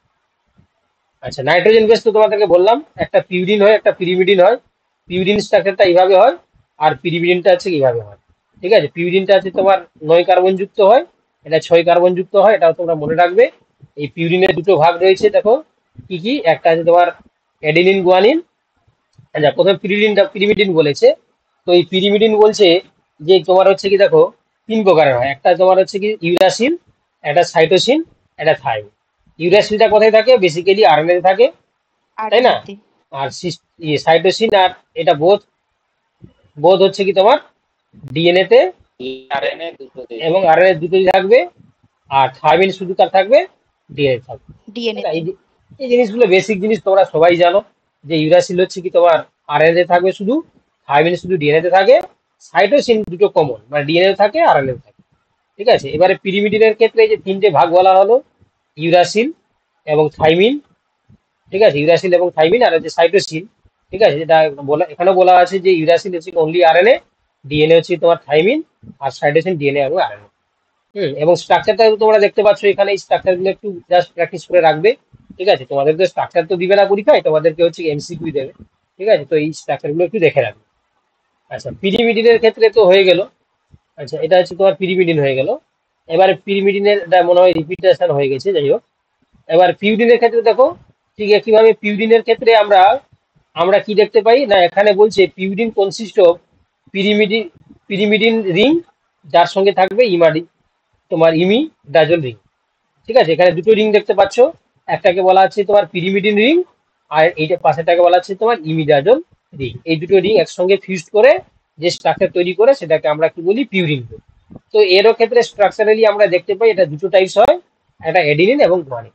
এবং এই দুটোই আমরা কোথায় দেখতে পাই না, দুটোই হচ্ছে কি তোমার ডিএনএ এবং আরএনএ দুজনের ক্ষেত্রেই আমরা দেখতে পাই নাইট্রোজেন বেস হিসাবে। ঠিক আছে, নাইট্রোজেন বেস হিসাবে আমরা দেখতে পাই। ওকে, তো এই জিনিসটাও তোমরা মনে রাখবে আর কি। আচ্ছা, এবার দেখো, এবার হচ্ছে কি তোমার নিউক্লিওসাইড তো নিয়ে আমি বলে দিয়েছি, আমি আর নতুন করে বলছি না। আচ্ছা, এবারে কিভাবে তোমার deoxy adenosine, deoxy guanosine, deoxy cytidine, deoxy thymidine তৈরি হয় সেটাও তোমাদেরকে বলা হয়ে গেছে। নিউক্লিওটাইড নিয়েও অনেক কিছু কথা বলা হয়েছে, আমি আর বলছি না। হ্যাঁ, নিউক্লিওটাইডের ক্ষেত্রে তোমাদেরকে বললাম যে নিউক্লিওসাইড প্লাস ফসফেট যুক্ত হয়ে গেলে নিউক্লিওটাইড যুক্ত করবে। কারণ কেন, এই ফসফেট যদি না থাকে তখন নিউক্লিওসাইড, যদি ফসফেট যদি নিউক্লিওসাইডের সঙ্গে থাকে তখন হচ্ছে নিউক্লিওটাইড গঠন করে। এখানে ঠিক একইভাবে তোমাদের দেখানো হয়েছে, দেখো যে কিভাবে যে বন্ড কথা বলছিলাম, যে একটা 1 নম্বর কার্বনের সঙ্গে নাইট্রোজেন বেস, দেখো গ্লাইকোসাইডিক বন্ড দেখানো হয়েছে যাতে তোমরা আরো ভালো বুঝতে পারো। এখানে দেখো 5 নম্বর কার্বনের সঙ্গে কিভাবে ডাইএস্টার বন্ড, ফসফোডাইএস্টার বন্ড যুক্ত হয়ে ফসফেট যুক্ত হয়েছে সেটাও তোমাদেরকে দেখানো হয়েছে। ঠিক আছে, আচ্ছা, চার্গো ব্লুটাও তোমাদেরকে কিন্তু আমি দেখিয়ে দিয়েছি, তাই না? চার্গো ব্লুটাও তোমাদেরকে আমি কিন্তু দেখিয়ে দিয়েছি, তাই না? দেখো এখানে ওই জিনিসটাই এখানে বলা হয়েছে যে চার্গো ব্লু কিভাবে তৈরি করে, ওই জিনিসটাই তোমাদেরকে বলানো হয়েছে এখানে। দাঁড়াও 1 মিনিট, একটু বড় হয়ে গেছে সাইজে। দেখো চার্গো ব্লু যেটা তোমরা দেখছিলে, এই জিনিসটা যেটা আমি প্রথমে তোমাদেরকে লিখে দেখিয়ে দিয়েছি, সেই জিনিসটাই এখানে বলা হয়েছে। দেখো চার্গো ব্লু এর ক্ষেত্রে কি বলছে, যে একটা পিউরিন এবং pyrimidine base pair are in equal amount, বা যেটাকে আমি বলেছিলাম পিউরিন বাই পিরিমিডিন সমান 1, মানে অনুপাতটা 1। তো সেটা দেখো adenine plus guanine equal to thymine plus cytosine. তাই তোমরা জানো যে পরীক্ষক যখন কোশ্চেন রেডি করে, পরীক্ষার্থী যাতে ভুল করে, এই ইকুয়েশনটাকে বিভিন্নভাবে তারা রিপ্রেজেন্ট করে বলে যে নিম্নলিখিত কোনটা ভুল, বা which of the following is wrong, তাই না? তো সেক্ষেত্রে তোমাকে বিভিন্নভাবে কনফিউজ করার চেষ্টা করে। তো তুমি যে টেমপ্লেটটা মনে রাখবে, যে এডেনিন প্লাস গুয়ানিন সমান সাইটোসিন প্লাস থাইমিন, এইটা মনে রাখলেই সে যে ফর্মে দিক না কেন তুমি এটাকে ক্যালকুলেট করে তুমি বলতে পারবে যে কোনটা রং এবং কোনটা তোমার হচ্ছে কি ভুল। আর আলটিমেট কনক্লুশনটা কি এখানে, যে এডেনিনের সমপরিমাণ থাইমিনের সঙ্গে যুক্ত হয়, গুয়ানিন সমপরিমাণ সাইটোসিনের, মানে একটা ডিএনএ তে যত থাকবে এডেনিন তার সমপরিমাণ থাকবে থাইমিন, যত পরিমাণ থাকবে গুয়ানোসিন তার সমপরিমাণ থাকবে সাইটোসিন। ঠিক আছে, চলো এবারে দেখো, তাহলে এটা ক্ষেত্রে তোমরা এই যে গুয়ানিন চার্গো ব্লু অনুযায়ী আমরা কি বলতে পারি। আচ্ছা, আচ্ছা, এখানে তোমার বলো তাহলে, এটা একটা কোশ্চেন আর কি, এটা কোনটা উত্তর হবে? চার্গো ব্লু স্টেট ডেটস, এটা কি উত্তর হবে তোমরা বলো। ডি ডি একজন বলছে ডি, বাকিরা তাহলে কি তোমরা বলবে না নাকি? D T sir. তাই দেখো চার্গো ব্লু কোথায় কাজ করে? সি সি হবে এ আচ্ছা, প্লাস সি বাই, হ্যাঁ স্যার সি হবে। সি এত হবে কিছু স্যার। এত কিছু কথা বললাম, তাও বলছে, একজন বলছে সি, একজন বলছে ডি। ঠিক আছে, ডি। ডি হবে না স্যার, সি হবে। পিউরিন বাই সি হবে পিরিমিডিন ডি। হবে তো স্যার, এ প্লাস টি। দেখো আমি চার্গো সূত্র নিয়ে এত কিছু কথা বললাম, তাও দেখো কনফিউশন তৈরি হচ্ছে, তাই না? আরে দেখো চার্গো ডি ব্লু এর কোথায় কাজ করে? চার্গো ব্লু কাজ করে ডাবল স্ট্যান্ডার্ড ডিএনএর উপরে কাজ করে, এবং কি বলেছে যে পিউরিন বাই পিরিমিডিন সমান হচ্ছে 1। পিউরিন কি কি গো? এডেনিন প্লাস গুয়ানিন, এটা আছে পিউরিন, আর পিরিমিডিন কি সাইটোসিন প্লাস থায়ামিন, তাহলে 1। তাহলে এ প্লাস জি সমান সি প্লাস টি, তাহলে এখানে কোনটা হবে, এটা কোনটা হবে, A plus G plus C plus C মানে ডি এরটা হবে। সি এরটা কেন বলছো বাবা, বললাম তো টি তোমরা হবে। তোমরা সি কেন বলছো, এখানে এ প্লাস টি মানে এ হচ্ছে তোমার এডিনিন, টি তো হচ্ছে কি তোমার হচ্ছে গুয়ানিন হয়ে তোমার, সরি এটা আছে পিউরিন আর টিটা আছে পিরিমিডিন হয়ে, তাদের কি রেশিও কি অলওয়েজ 1 হয়, এটা তো অবভিয়াসলি হবে না। আচ্ছা জি সমান C in both RNA and DNA, এটাও তো হবে না, কারণ জি এর সঙ্গে সি সবসময় হচ্ছে কি তোমার আরএনএ এবং ডিএনএ এর ক্ষেত্রে সমান পরিমাণে থাকে না, তাই না? কারণ ডিএনএ আরএনএ হচ্ছে সিঙ্গেল স্ট্যান্ডার্ড, তো সেক্ষেত্রে সর্বদা জি থাকা মানে যা তার সমপরিমাণ সি তো হবে না। এটা ডিএনএ এর ক্ষেত্রে প্রযোজ্য, ঠিক আছে, কিন্তু আরএনএ এর ক্ষেত্রে প্রযোজ্য নয়। কারণ আরএনএ এর ক্ষেত্রে যেহেতু আরএনএ সিঙ্গেল স্ট্যান্ডার্ড, তো সেক্ষেত্রে আমরা বলতে পারবো না যে গুয়ানিন যা থাকবে তার সমপরিমাণ সাইটোসিন থাকবে, এটা কোনো সময় আমরা বলতে পারবো না। এটা শুধু বলতে পারবো ডাবল স্ট্যান্ডার্ড ডিএনএ, তাই না? সিঙ্গেল স্ট্যান্ড ডিএনএ হলেও এটা কাজ করবে না, এটা অনলি প্রযোজ্য কার ক্ষেত্রে, ডাবল স্ট্যান্ডার্ড ডিএনএ এর ক্ষেত্রে। আর এখানে বলছে in RNA A equal to হচ্ছে কি ইউ, আর in DNA A equal to হচ্ছে কি টি।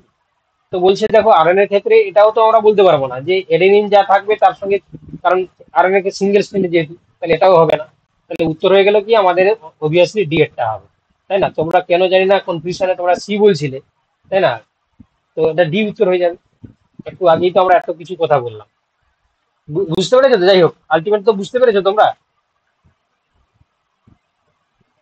হ্যাঁ স্যার। হ্যাঁ স্যার। হ্যাঁ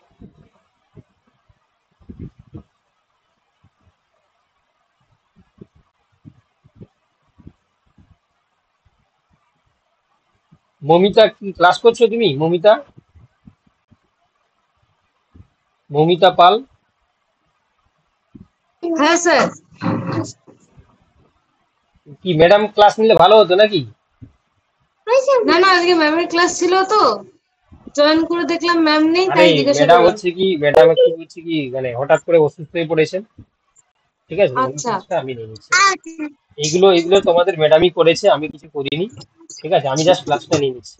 তিনি নিতেন কিন্তু হচ্ছে হ্যাঁ সাডেন, আজকে সকালবেলা তো ম্যামই তো ইয়েটা দিল দেখলাম। হ্যাঁ হ্যাঁ এগুলো সব হচ্ছে ম্যাডাম করেছে, আমি কিছু করিনি বাবা, আমি জাস্ট তার ওনার ক্লাসটা নিয়ে নিচ্ছি, ঠিক আছে, এগুলো সব হচ্ছে ম্যাডামই ওকে করেছে। Sir, hmm. Okay sir, okay sir. হ্যাঁ ম্যাডাম হঠাৎ করেই অসুস্থ হয়ে পড়লো, তার কারণে নিতে পারেনি বলে আমি নিয়ে নিচ্ছি, ঠিক আছে। চলো এবারে দেখো, এবার হচ্ছে দেখো ডিএনএ এর ক্ষেত্রে স্ট্রাকচার, তাহলে আমরা সবাই বুঝতে পারলাম যে একটা 5 প্রাইম হলে তার অপোজিটটা 3 প্রাইম হবে, যেটা আমি তোমাদেরকে মানে একে দেখিয়ে দিলাম, তাই তো? তো এটা তোমাদেরকে বলা দরকার নেই। হ্যাঁ আরেকটা জিনিস যেটা তোমাদেরকে বলিনি আমি, ঠিক আছে, যে একটা হেলিক্সের যে দৈর্ঘ্যটা তোমাদেরকে বলেছিলাম যে 34 অ্যাংস্ট্রম, সেটাকে যদি আমরা ন্যানোমিটারে প্রকাশ করি তাহলে 3.4 ন্যানোমিটার, ঠিক আছে। তো সেক্ষেত্রে যেহেতু তোমাদেরকে মনে রাখতে হবে যে একটা হেলিক্সের ক্ষেত্রে যদি 34 অ্যাংস্ট্রম বা 3.4 ন্যানোমিটার হয়, এখানে তোমাদেরকে কি বলেছিলাম গো, 34 অ্যাংস্ট্রম হলে 10 জোড়া বা 10 বিপি নিউক্লিওটাইড থাকে, তাহলে প্রত্যেকটা নিউক্লিওটাইডের ডিস্টেন্সটা কত হবে বলো দেখি, এটা তো ইকুয়াল ডিস্টেন্স 3.4 থাকে, তাহলে অবভিয়াসলি এই যে দুটোর মধ্যে ডিস্টেন্সটা কত হবে, তাহলে 34 3.4 ভাজিত 10 বেস হলে 10 সমান 3.4 অ্যাংস্ট্রম। বা আমরা যদি এটাকে, হ্যাঁ যদি এটাকে আমরা ন্যানোমিটারে করি তাহলে কত হবে, ন্যানোমিটারে করলে 0.34 ন্যানোমিটার হবে, তাই না? মানে যেটাই হচ্ছে কি তোমার 34 অ্যাংস্ট্রম, যেটাই 34 অ্যাংস্ট্রম, ওটাই ন্যানোমিটারে করলে 3.4 ন্যানোমিটার। তাহলে যদি হচ্ছে কি তোমার ন্যানোমিটার যদি আমরা করলাম 3.4 ন্যানোমিটার, তাই না, এই অ্যাংস্ট্রম, সেটাই আমরা ন্যানোমিটারে বলবো 0.34 ন্যানোমিটার। বুঝতে পেরেছো তো? না বুঝতে পারেন? যা, হ্যাঁ স্যার বুঝতে পেরেছো? এবারে ঠিক একইভাবে দেখো, যেটাই আমরা বলছিলাম যে দুটো স্ট্যান্ডের মাঝখানে যে ডিস্টেন্সটাকে কত বলেছিলাম, 20 অ্যাংস্ট্রম, সেটাকে যদি আমরা ন্যানোমিটারে করি তাহলে কত হবে, 2.0 ন্যানোমিটার, 10 দিয়ে ভাগ হয়ে যাবে আর কি, ঠিক আছে, তাহলে 2.0 ন্যানোমিটার হয়ে যাবে। বুঝতে পেরেছো তো, ন্যানোমিটার। তো সেটাই এখানে বলার চেষ্টা করেছে, আর বাকি জিনিসটা তোমাদেরকে আমি বলে দিয়েছি, আর কিছু আমি তোমাদেরকে বলছি না। তাহলে একটা হেলিক্সের দৈর্ঘ্য কত হচ্ছে, 3.4 ন্যানোমিটার বা 34 অ্যাংস্ট্রম। এবং তোমাদেরকে বললাম যে 34 অ্যাংস্ট্রম বা 3.4 ন্যানোমিটার দৈর্ঘ্য বিশিষ্ট ডিএনএ তে 10 জোড়া নিউক্লিওটাইড থাকে। এই জন্য প্রত্যেকটা নিউক্লিওটাইডের মধ্যে ডিস্টেন্স কত হবে, 3.4 অ্যাংস্ট্রম বা 0.34 ন্যানোমিটার। এবং দুটো স্ট্র্যান্ডের মধ্যে দৈর্ঘ্য কত 20 অ্যাংস্ট্রম বা 2.0 ন্যানোমিটার। চলো এবার দেখো, সেটাই এখানে ঘুরিয়ে ফিরিয়ে বলেছে। এবার দেখো, যেটা তোমাদেরকে আমি ছবি এঁকে দেখিয়েছিলাম, তাই না, সেই জিনিসটাই এখানে তোমাদেরকে দেখিয়ে দিয়েছি। কি বলা, বুঝতে পারলে? দেখো সেখানে এখানেই দেখিয়ে দিয়েছে। দেখো এই যে তোমার এটাকে আমরা 5 প্রাইম এন্ড বলছি কেন, দেখো এই যে 5 নম্বর কার্বনের সঙ্গে ফসফেট যুক্ত হয়ে এখানে ওইসটা মুক্ত রয়েছে বলে এখানে 5 প্রাইম, তার ঠিক অপোজিটটা আছে 3 প্রাইম। এটা যদি 3 প্রাইম এন্ড হয় তাহলে এটা হয়ে যাবে কি 5 প্রাইম এন্ড, বুঝতে পারলে? তো এটাই আমি তোমাদেরকে ছবি যেটা এঁকে দেখিয়েছি সেই ছবিটা এখানে আঁকা আছে, বুঝতে পারলে? সেই ছবিটা এখানে আঁকা আছে। এটা জাস্ট তোমাদেরকে মানে দেখে নিতে হবে আর কি, যেটা ছবিটা আমরা এঁকে দেখালাম সেই জিনিসটার সঙ্গে এখানে মিল বা অমিল কোথায় সেই জিনিসটা আমরা বলতে পারি। আচ্ছা, এখানে দেখতে পাচ্ছ আর একটা জিনিস তোমাদেরকে বলে দিয়েছে যে এখানে এই যে দেখতে পাচ্ছ যে মাইনর গ্রুপ আর হচ্ছে কি তোমার মেজর গ্রুপ, ঠিক আছে? এটা ডিএনএ যে হেলিক্সের ক্ষেত্রে এইটাকে তো আমরা কমপ্লিট বলছি, এটা হেলিক্স এই জায়গাটা থেকে এতটা। তো সেক্ষেত্রে একটা হেলিক্সের দৈর্ঘ্য যদি 33.4 অ্যাংস্ট্রম হয়, সেখানে এই জায়গা থেকে এই এতটা পর্যন্তকে আমরা বলি মেজর গ্রুপ, আর একটাকে এই জায়গাটাকে আমরা কি বলি মাইনর গ্রুপ, ঠিক আছে? মেজর গ্রুপ আর মাইনর গ্রুপ দুটো গ্রুপে ভাগ করা হয়েছে। এবার দেখো এখানে বলছে আমরা এবারে দেখবো ডিএনএ কনফিগারেশন। এবারে আমরা এতক্ষণ যা কিছু স্ট্রাকচার করছিলাম না, সবটাই হচ্ছে বিডিএনএ এর ক্ষেত্রে। তো ডিএনএ কে আমরা বেসিক্যালি তিনটে ভাগে ভাগ করি, মানে তিনটে কনফিগারেশন আমরা দেখতে পাই। একটা এ ফ্রম, একটা তোমার হচ্ছে কি দেখো জেড ফ্রম, আর এটা হচ্ছে তোমার বি ফ্রম। কি বলা, বুঝতে পারলে? একটা বি ফ্রম, একটা এ ফ্রম, একটা হচ্ছে জেড ফ্রম। এই তিনটে কনফিগারেশনে আমরা দেখতে পাই। ভালো করে শুনে মন দিয়ে, ঠিক আছে? বা এই এই এই টেবিলটা মুখস্থ করলেই হয়ে যাবে, কারণ এখান থেকে প্রচুর কোশ্চেন আসে, ঠিক আছে? প্রচুর কোশ্চেন আসে, ভালো করে দেখে নাও। প্রচুর কোশ্চেন আসে, সেটা তুমি নেট সেট গেট বলতে পারো, বা তোমাদের এখানে পিএসসি বা এসএসসি বলতে পারো। হ্যাঁ, বা তোমাদের হচ্ছে বিভিন্ন যে সমস্ত ইয়ে আমাদের লাইফ সায়েন্সে বা বায়োলজিক্যাল সায়েন্সে যে কম্পিটিটিভ এক্সাম গুলো হয়, সেখানে ওই জায়গা থেকে কোশ্চেন কিন্তু এসে থাকে, ঠিক আছে? তো এই জন্য একটু কেয়ারফুলি দেখে নাও। মানে সবচেয়ে বলতে পারো আজকের ক্লাসে সবচেয়ে হচ্ছে কি যদি মানে গুরুত্বপূর্ণ স্লাইড বলতে হয় তাহলে এই স্লাইডটা আছে সবচেয়ে বেশি ইম্পর্টেন্ট, ঠিক আছে? এটা তোমরা কিন্তু মাথায় গেঁথে দাও। তো দেখো এখানে তিনটে যে আমরা কনফিগারেশন দেখতে পাই ডিএনএ, একটা বি কনফিগারেশন যেটাকে আমরা ডিএনএ বলি, এটা এ কনফিগারেশন যেটাকে আমরা এ ডিএনএ বলি, জেড কনফিগারেশন যেটাকে আমরা জেড ডিএনএ বলি। প্রথম যেটা এদের মধ্যে তো পার্থক্যটা কোথায়, যেটা বি ডিএনএ হয় সেটা হচ্ছে কি রাইট হ্যান্ডেড। রাইট হ্যান্ডেড কেন, ভালো করে দেখো। দেখো এই যে স্ট্যান্ডটা দেখো ডান দিক দিয়ে ঘুরছে, ঠিক আছে? রাইট হ্যান্ডেড, বা এটাকে আমরা কি বলি, ক্লকওয়াইজ বলবো না অ্যান্টি ক্লকওয়াইজ বলবো? রাইট হ্যান্ডেডটাকে আমরা ক্লকওয়াইজ বলবো না অ্যান্টি ক্লকওয়াইজ, কি বলবো? Anti clockwise. Hmm, clockwise. Clockwise বলবো, ঠিক আছে? যেটা রাইট হ্যান্ডেড সেটা হচ্ছে ক্লকওয়াইজ, কারণ ডান দিকে ক্লক ঘুরে, রাইট হ্যান্ডেড।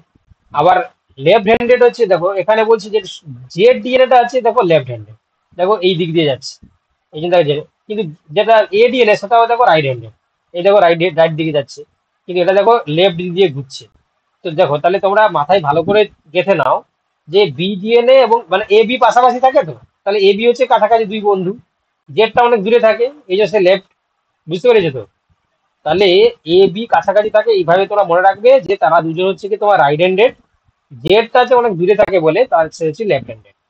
আচ্ছা, এবার দেখো যেটা তোমাদেরকে বলছিলাম যে বিডিএন এর ক্ষেত্রে, ঠিক আছে, তোমার হেলিক্সের ডায়ামিটার কত হয় না 2.37, এটা হচ্ছে তোমার ন্যানোমিটার, ঠিক আছে? ন্যানোমিটারে দিয়েছে। আর তোমার হচ্ছে কি বিডিএন এর ক্ষেত্রে হচ্ছে কি হেলিক্সের ডায়ামিটার কত হয় না তোমার হচ্ছে কি 2.55 ন্যানোমিটার। জেড ডিএন এর ক্ষেত্রে 1.84 ন্যানোমিটার। যেটা কমপ্লিট একটা টার্ম কথা বলছিলাম তোমাদের, সেটা বিডিএন এর ক্ষেত্রে বলেছিলাম কত 34 অ্যাংস্ট্রম বা 3.4 ন্যানোমিটার, কিন্তু সেটা এ ডিএন এর ক্ষেত্রে 3.2, আর জেড ডিএন এর ক্ষেত্রে আর বাড়ছে দেখো 4.5। আচ্ছা, তারপরে দেখো এখানে আমরা বলছিলাম যে দুটো বেস পেয়ারের মাঝখানে যে ডিস্টেন্সটা, বিডিএন এর ক্ষেত্রে 0.34, এখানে হচ্ছে দেখো 0.29, এখানে হচ্ছে কি 0.37। এবং আর একটা গুরুত্বপূর্ণ পয়েন্ট সেটা হচ্ছে কি তোমার এই জায়গাটায়, এটা হচ্ছে সবচেয়ে গুরুত্বপূর্ণ পয়েন্ট, এইটা ছিল সবচেয়ে গুরুত্বপূর্ণ পয়েন্ট, এটা ছিল সবচেয়ে গুরুত্বপূর্ণ পয়েন্ট। এবং এই যে পয়েন্টটা বলছি দেখো, এই 3.4 ন্যানোমিটার বা 29 অ্যাংস্ট্রম দৈর্ঘ্য বিশিষ্ট ডিএনএর ক্ষেত্রে তার ক্ষেত্রে আমরা বেস পেয়ার কত দেখেছিলাম না, দেখো 10 বিপি বেস পেয়ার, কিন্তু এ ডিএনএ ক্ষেত্রে 11 বিপি, এটা মনে রাখবে। আর জে ডিএনএ ক্ষেত্রে হচ্ছে 12 বিপি। বুঝতে পেরেছো তো? একটা 34 অ্যাংস্ট্রম বিশিষ্ট ডিএনএতে বি ডিএনএ ক্ষেত্রে আমরা দেখতে পাবো 10 জোড়া নাইট্রোজেন বেস, এ ডিএনএ ক্ষেত্রে দেখতে পাবো 11 জোড়া নাইট্রোজেন বেস, এবং যেটা জে ডিএনএ সেখানে দেখতে পাবো কত না 12 জোড়া নাইট্রোজেন বেস। বুঝতে পারলে? এবার দেখো এখানে যেহেতু হচ্ছে কি, ভালো করে খেয়াল করো, যেহেতু একটা হেলিক্সের ক্ষেত্রে যদি আমরা 360 ডিগ্রি অ্যাঙ্গেল ধরি, একটা কমপ্লিট যদি হেলিক্সে, তাহলে সেক্ষেত্রে যেহেতু এখানে থাকে 10 জোড়া নাইট্রোজেন বেস, এই জন্য এখানে দেখো পার এই যে বেস পেয়ার যে অ্যাঙ্গেলটা তৈরি করছে এটা কাছাকাছি হচ্ছে কি তোমার 90 ডিগ্রি অ্যাঙ্গেল বা তার বেশি। এটা মাইনাস হচ্ছে 1.2 অ্যাঙ্গেল, এটা হচ্ছে কি -9 ডিগ্রি। ঠিক আছে? এবং এখানে আমরা যদি দেখি তাহলে দেখো এখানে বলছে বি ডিএনএ ক্ষেত্রে মেজর গ্রুপটাকে আমরা বেশি দেখতে পাই। ঠিক আছে? এবং এ ডিএনএ ক্ষেত্রে বলছে শুধু বেস পেয়ার, আর এটা আছে তোমার মাইনর। এটা এটা ততটা বেশি ইম্পর্টেন্ট নয় তো, কিন্তু এটা তোমরা যদি বেশি ইম্পর্টেন্ট দেখবে আমি সেটাকে হাইলাইট করে দিচ্ছি, কারণ এই জায়গা থেকে কম্পালসারি কোশ্চেন আসে। একটা যে হেলিক্স টাইপ, একটা আছে তোমার ডিস্টেন্স পার ইচ টার্ম, তারপরে হচ্ছে নাম্বার অফ বেস পেয়ার। এই তিনটে কোনোভাবেই তোমাদেরকে ভুললে চলবে না। এই তিনটে জিনিস মাস্ট মনে রাখবে, কারণ এই তিনটে জিনিস থেকেই বেশি প্রশ্ন তোমাদেরকে পরীক্ষায় দিয়ে থাকে। কি বলা বুঝতে পারলে? তোমাকে হচ্ছে কি এই এডিএনএ বিডিএনএ এবং জেডিএনএ নিয়ে পরীক্ষা দিয়ে থাকে। তো এই জন্য কেয়ারফুলি এই তিনটে জিনিস তোমরা ভালো করে দেখবে। এবার একটা কোশ্চেন দিয়েছি, তোমরা নিজেরাই বলো। ঠিক আছে? টাইম নাও, তাও বলো, তোমরা সবাই বলো কি হবে। What is the true not true about DNA? Which of the following is not true about option DNA? এটাই not true. A sir A sir Yes, yes, yes, sir. Yes. দেখো এখানে কি বলছে, দেখো যে বলছে A DNA is usually in a left handed. তোমাকে কি বলেছিলাম যে এ আর বি পাশাপাশি থাকে, এরা হচ্ছে কি তোমার রাইট হ্যান্ডেড। স্ট্রেটটা লেফট হ্যান্ডেড রাইট হয়। হ্যান্ডেড। আর জেডটা আছে তোমাকে বলেছিলাম দূরে থাকে বলে সেটা লেফট হ্যান্ডেড, তাই না? তো সেক্ষেত্রে দেখো মানে এইভাবেই মনে রাখবে যে যারা কাছাকাছি থাকে তারাই তো রাইট হ্যান্ডেড হয়, ডান হাত। যে বলবে যে আমার কাছে আছে মানে সে হচ্ছে আমার ডান হাত, যে দূরে থাকে মানে সে হচ্ছে লেফট হ্যান্ডেড, মানে হচ্ছে কি তোমার বাম হাত। তো দেখো সেই অনুযায়ী তোমরা মনে রাখবে। এ এখানে বলে লেফট হ্যান্ডেড মানে এটাই তোমার রং। বাকি তাও দেখে নাও। BDNA is most commonly found in the structure in vivo. ZDNA is found in pure, আচ্ছা ZDNA ক্ষেত্রে pyrimidine রিপিট সিকোয়েন্সটা দেখা যায়। আচ্ছা RNA DNA হাইব্রিড আর ইন এডিএনএ। যাই হোক, তাহলে এগুলো সমস্ত জিনিসগুলো সঠিক রয়েছে, কিন্তু এটা আছে ভুল রয়েছে বলে এটা আমরা সঠিক উত্তর করবো, কেন যেহেতু বলেছে ইজ নট ট্রু। ঠিক আছে? চলো এবারে বলছে মেল্টিং টেম্পারেচার। ঠিক আছে? মেল্টিং টেম্পারেচার এটাও কিন্তু খুবই গুরুত্বপূর্ণ একটা তোমরা বলতে পারো যে একটা কনসেপ্ট, মেল্টিং টেম্পারেচার। তো বলছে দেখো মেল্টিং টেম্পারেচার যেটাকে আমরা টিএম দিয়ে প্রকাশ করি is defined as the temperature at which half of the helical structure of DNA is lost. ঠিক আছে? তো সেক্ষেত্রে এটা ডিপেন্ড করছে যে কি ধরনের নাইট্রোজেন বেস রয়েছে, তার উপর ডিপেন্ড করবে ডিএনএ এর মেল্টিং টেম্পারেচার কেমন। ঠিক আছে? যেমন বলছে দেখো যে যদি জিসি মানে গুয়ানোসিন এবং সাইটোসিন বেস পেয়ারের আর রিমুভ মোর স্টেবল, আচ্ছা pair are more stable due to the 3 hydrogen bond. তোমরা দেখো ভালো করে শোনো যে একটা ডিএনএ তে জি আর সি 3টে হাইড্রোজেন বন্ড থাকে, অ্যাডিন এবং থাইমিন 2টে হাইড্রোজেন থাকে। তাহলে মোর স্টেবল কে হবে? এই দুটোর মধ্যে স্টেবিলিটির দিক থেকে আমরা যদি দেখি তাহলে এটাই বেশি স্টেবল তার তুলনায়, এটির তুলনায়। কারণ যেহেতু হচ্ছে কি জি আর সি এর মধ্যে 3টে হাইড্রোজেন বন্ড রয়েছে।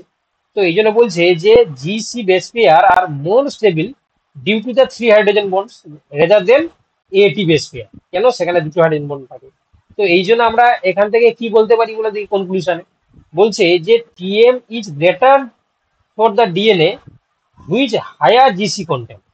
তাই না? যদি কোনো ডিএনএ তে ধরো সাপোজ হচ্ছে কি আমরা যে দুটো ডিএনএ এর মধ্যে কম্পেয়ার করছি, এটা ডিএনএ এ, আচ্ছা এ বলাটা ঠিক হবে না কারণ যেহেতু এর একটা কনফিগারেশন রয়েছে। তাহলে ডিএনএ 1 একটা ডিএনএ 2। তাহলে এই দুটোর মধ্যে যদি আমরা কম্পেয়ার করি যে কার টিএম ভ্যালু বেশি হয়, তাহলে কি প্রথমে আমরা তাহলে কি ক্যালকুলেট করব যে এই দুটো ডিএনএ এর মধ্যে জিসি কম্পোনেন্ট কার বেশি রয়েছে, মানে জিসি হচ্ছে কার বেশি রয়েছে। যার বেশি থাকবে সেই তারই টিএম ভ্যালু বেশি হয়ে যাবে। না বুঝতে পারলে না? তাহলে এই জন্য বলছে যে Tm is greater constant while, আচ্ছা এখানে বলছে কোথায় গেল দেখো, এই যে বলছে দেন ATP sphere then the TM is greater for the DNA with higher GC content। তাহলে একটা ডিএনএ তে যার হায়ার জিসি কন্টেন্ট থাকবে তার টিএম ভ্যালুটা গ্রেটার হবে। দাস এটা বলে দিয়েছি, দেখো TM is 65 degree centigrade for 35% GC content while it is 70 degree for 50% of GC content. বুঝতে পারলে? তাহলে এখানে একটা তোমাকে একটা উদাহরণ দিয়ে দিয়েছে যে 65 ডিগ্রি সেন্টিগ্রেড টেম্পারেচারে টিএমএ, ঠিক আছে, যেখানে হচ্ছে কি তোমার 35% হচ্ছে কি জিসি কন্টেন্ট কাজ করছে, এবং 70 ডিগ্রি সেন্টিগ্রেড যেখানে হচ্ছে তোমার তোমার যদি জিসি কন্টেন্ট যদি 50% হয়ে যায়, সেখানে টিএম ভ্যালু বেড়ে কত হয়ে যাচ্ছে, তখন 70 ডিগ্রি হয়ে যাচ্ছে। বুঝতে পারলে? মানে একটা ডিএনএ তে যদি জিসি কন্টেন্ট যদি 35% থাকে, তাহলে সেখানে 65 ডিগ্রি সেন্টিগ্রেডে টিএম ভ্যালু কাজ করছে। কিন্তু সেই পরিমাণ জিসি কন্টেন্টের পরিমাণ যদি বেড়ে 35 থেকে যদি 50% হয়ে যায়, তখন টিএম ভ্যালু বেড়ে দেখো 70 হয়ে যাচ্ছে। বুঝতে পারলে? তাহলে এখান থেকে আমরা কনক্লুশনে কি বলতে পারি যে in a double stranded DNA GC component is most important for their melting temperature. কেন না, জিসি যেহেতু তার মাঝখানে 3টে হাইড্রোজেন বন্ড থাকে, এই জন্য যার হাইড্রোজেন বন্ড বেশি থাকছে তার মেল্টিং টেম্পারেচার তত বেশি। কি বলা বুঝতে পারলে? তাহলে এখানে আরেকটা কোশ্চেন দিয়েছে, দেখো the type of coiling in DNA is dash, zigzag, left handed, opposite, right handed.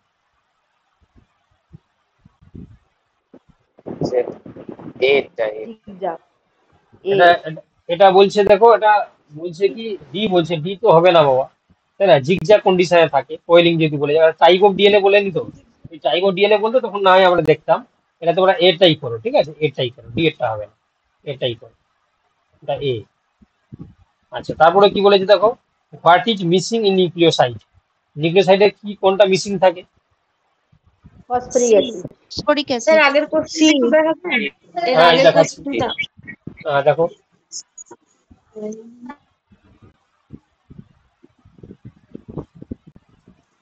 এটা জিগজ্যাগ হবে কেন স্যার?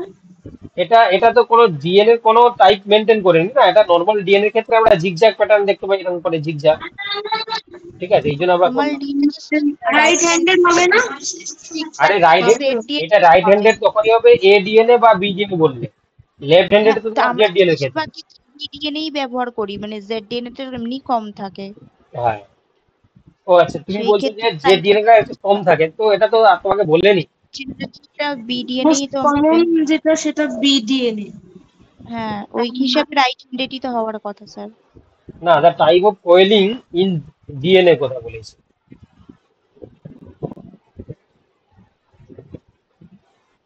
আচ্ছা, যাই হোক, তাহলে এটা একটা কনফিউজিং কোশ্চেন, যেহেতু এটা ডিএনএ কথা মেনশন করেনি, তোমরা যেহেতু তোমরা এটা জেনে গেছো যে ডিএনএ ক্ষেত্রে লেফট হ্যান্ডেড হয়, এ আর বি এর ক্ষেত্রে রাইট হ্যান্ডেড হয়। আচ্ছা, এবার এটা বলছে যে এটা তো তোমরা পারবে সবাই যে নিউক্লিওসাইডের ক্ষেত্রে ফসফরিক অ্যাসিডটা মিসিং থাকে, তাই না? কারণ নিউক্লিওসাইডের ক্ষেত্রে কি হয়, দুটো জিনিস থাকে, রাইবোজ সুগার থাকবে আর তোমার এন টু বেস থাকবে, ফসফরিক অ্যাসিড থাকে না।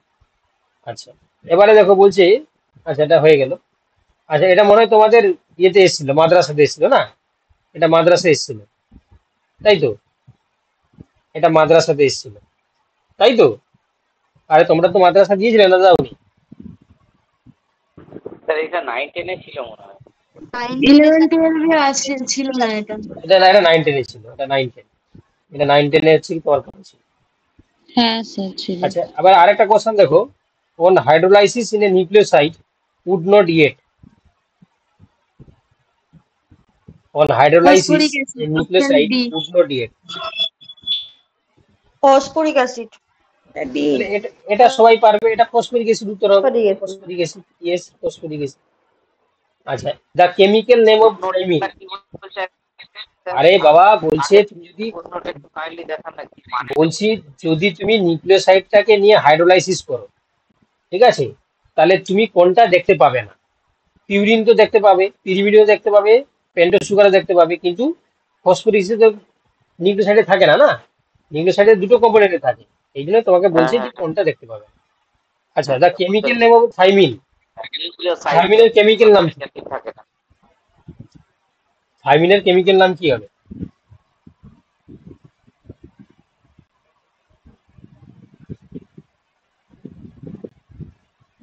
সি কি? স্যার। এটা হচ্ছে কি তোমার বি এরটা হবে 2,4 ডাইঅক্সি 5 মিথাইল পিরিমিডিন। ঠিক আছে, অপশন বি হয়ে যাবে। ঠিক আছে, চলে দেখো নেক্সট। স্যার বি এরটা হ্যাঁ, নেক্সট কোশ্চেন বলেছে N glycosyl linkage join first carbon of pentose sugar which does. N glycosyl linkage join first carbon of pentose sugar which does. Glycosyl বলেছে না, গ্লাইকোসাইল, তাহলে কার সঙ্গে যুক্ত করায়? এটা N9 অফ পিউরিন, মানে তোমার পিউরিনের যে 9 নম্বর যে নাইট্রোজেন তার সঙ্গে হচ্ছে কি তোমার কার্বনের 1 নম্বর মানে পেন্টোজ সুগারের 1 নম্বর কার্বনের সঙ্গে যুক্ত করা। চলো তাহলে কোশ্চেন আপাতত শেষ, আজকে ক্লাসও শেষ। আশা করি তোমরা সবাই বুঝতে পেরেছো। যদি কারো সমস্যা থাকে কোনো জায়গায় তাহলে তোমরা আমাকে জিজ্ঞাসা করতে পারো। ঠিক আছে, তোমরা জিজ্ঞাসা করতে পারো। ওই মেজর গ্রুপ আর মাইনর গ্রুপ কোনটা ওইটা একটু বুঝিয়ে দেবেন স্যার? আচ্ছা, আর কার কি সমস্যা আছে বলো? একজন বললো যে মেজর গ্রুপ আর মাইনর গ্রুপ। আচ্ছা 3.4 ন্যানোমিটার আর 0.34 ন্যানোমিটার একবার বুঝিয়ে দিন। 3.4 ন্যানোমিটারটা বুঝিয়ে দিতে হবে। আচ্ছা, আর কি? আর 0.34 ন্যানোমিটার। হ্যাঁ, সেটা তো তুমি বললে। আর কারো কিছু সমস্যা আছে? যাই হোক, তাহলে এই দুটো সমস্যা আছে। তাহলে দেখো, একটা ডিএনএ তে আমরা দুটো গ্রুপ দেখতে পাই। ঠিক আছে, একটা তোমাকে বলা হচ্ছে যে মেজর গ্রুপ, এটা হচ্ছে মাইনর গ্রুপ। মাইনর স্যার ওই লাস্টের কোশ্চেনটা কি বললেন, A9 মানেটা মানে পিরিমিডিনের সাথে যুক্ত? ও হচ্ছে কি তোমার যে বলেছে যে বন্ডটা রাইবোজ সুগারের 1 নম্বর কার্বনের সঙ্গে, ঠিক আছে, পিরিমিডিনের হচ্ছে কি 9 নম্বর যে নাইট্রোজেন থাকে তার সঙ্গে যুক্ত হয়, ওটাই বলেছে। আচ্ছা আচ্ছা আচ্ছা, ঠিক। এটা মাইনর গ্রুপস আর এটা তোমার মেজর গ্রুপস। ঠিক আছে, তো এই মাইনর গ্রুপস আর মেজর গ্রুপস আমরা কি কাকে বলি? না, বলছে the formation of minor groups takes place where the sugar phosphate backbone are far apart. ঠিক আছে, মানে মাইনর গ্রুপ আমরা তাকেই বলবো যে যেখানে হচ্ছে কি তোমার সুগার ফসফেট ব্যাকবোন থেকে দূরে, সুগার এন্ড ফসফেট যে ব্যাকবোন থাকে সেখান থেকে দূরে অংশটাকে আমরা বলি মাইনর গ্রুপ। আর মেজর গ্রুপ কাকে বলবো? না, মেজর গ্রুপ হচ্ছে তখন আমরা তাকেই বলবো যে formation of the major group takes place where the sugar phosphate are close together. ঠিক আছে, যেখানে হচ্ছে কি sugar and phosphate close together, তখন তাকে আমরা বলবো মেজর গ্রুপ। তো এই ছবিটা দেখিয়ে দিলে বুঝতে পারবে আরো ভালো, যে ছবিটা তোমাদেরকে দেখিয়েছিলাম। এদিকে আছে না, কোন দিকে আছে? না,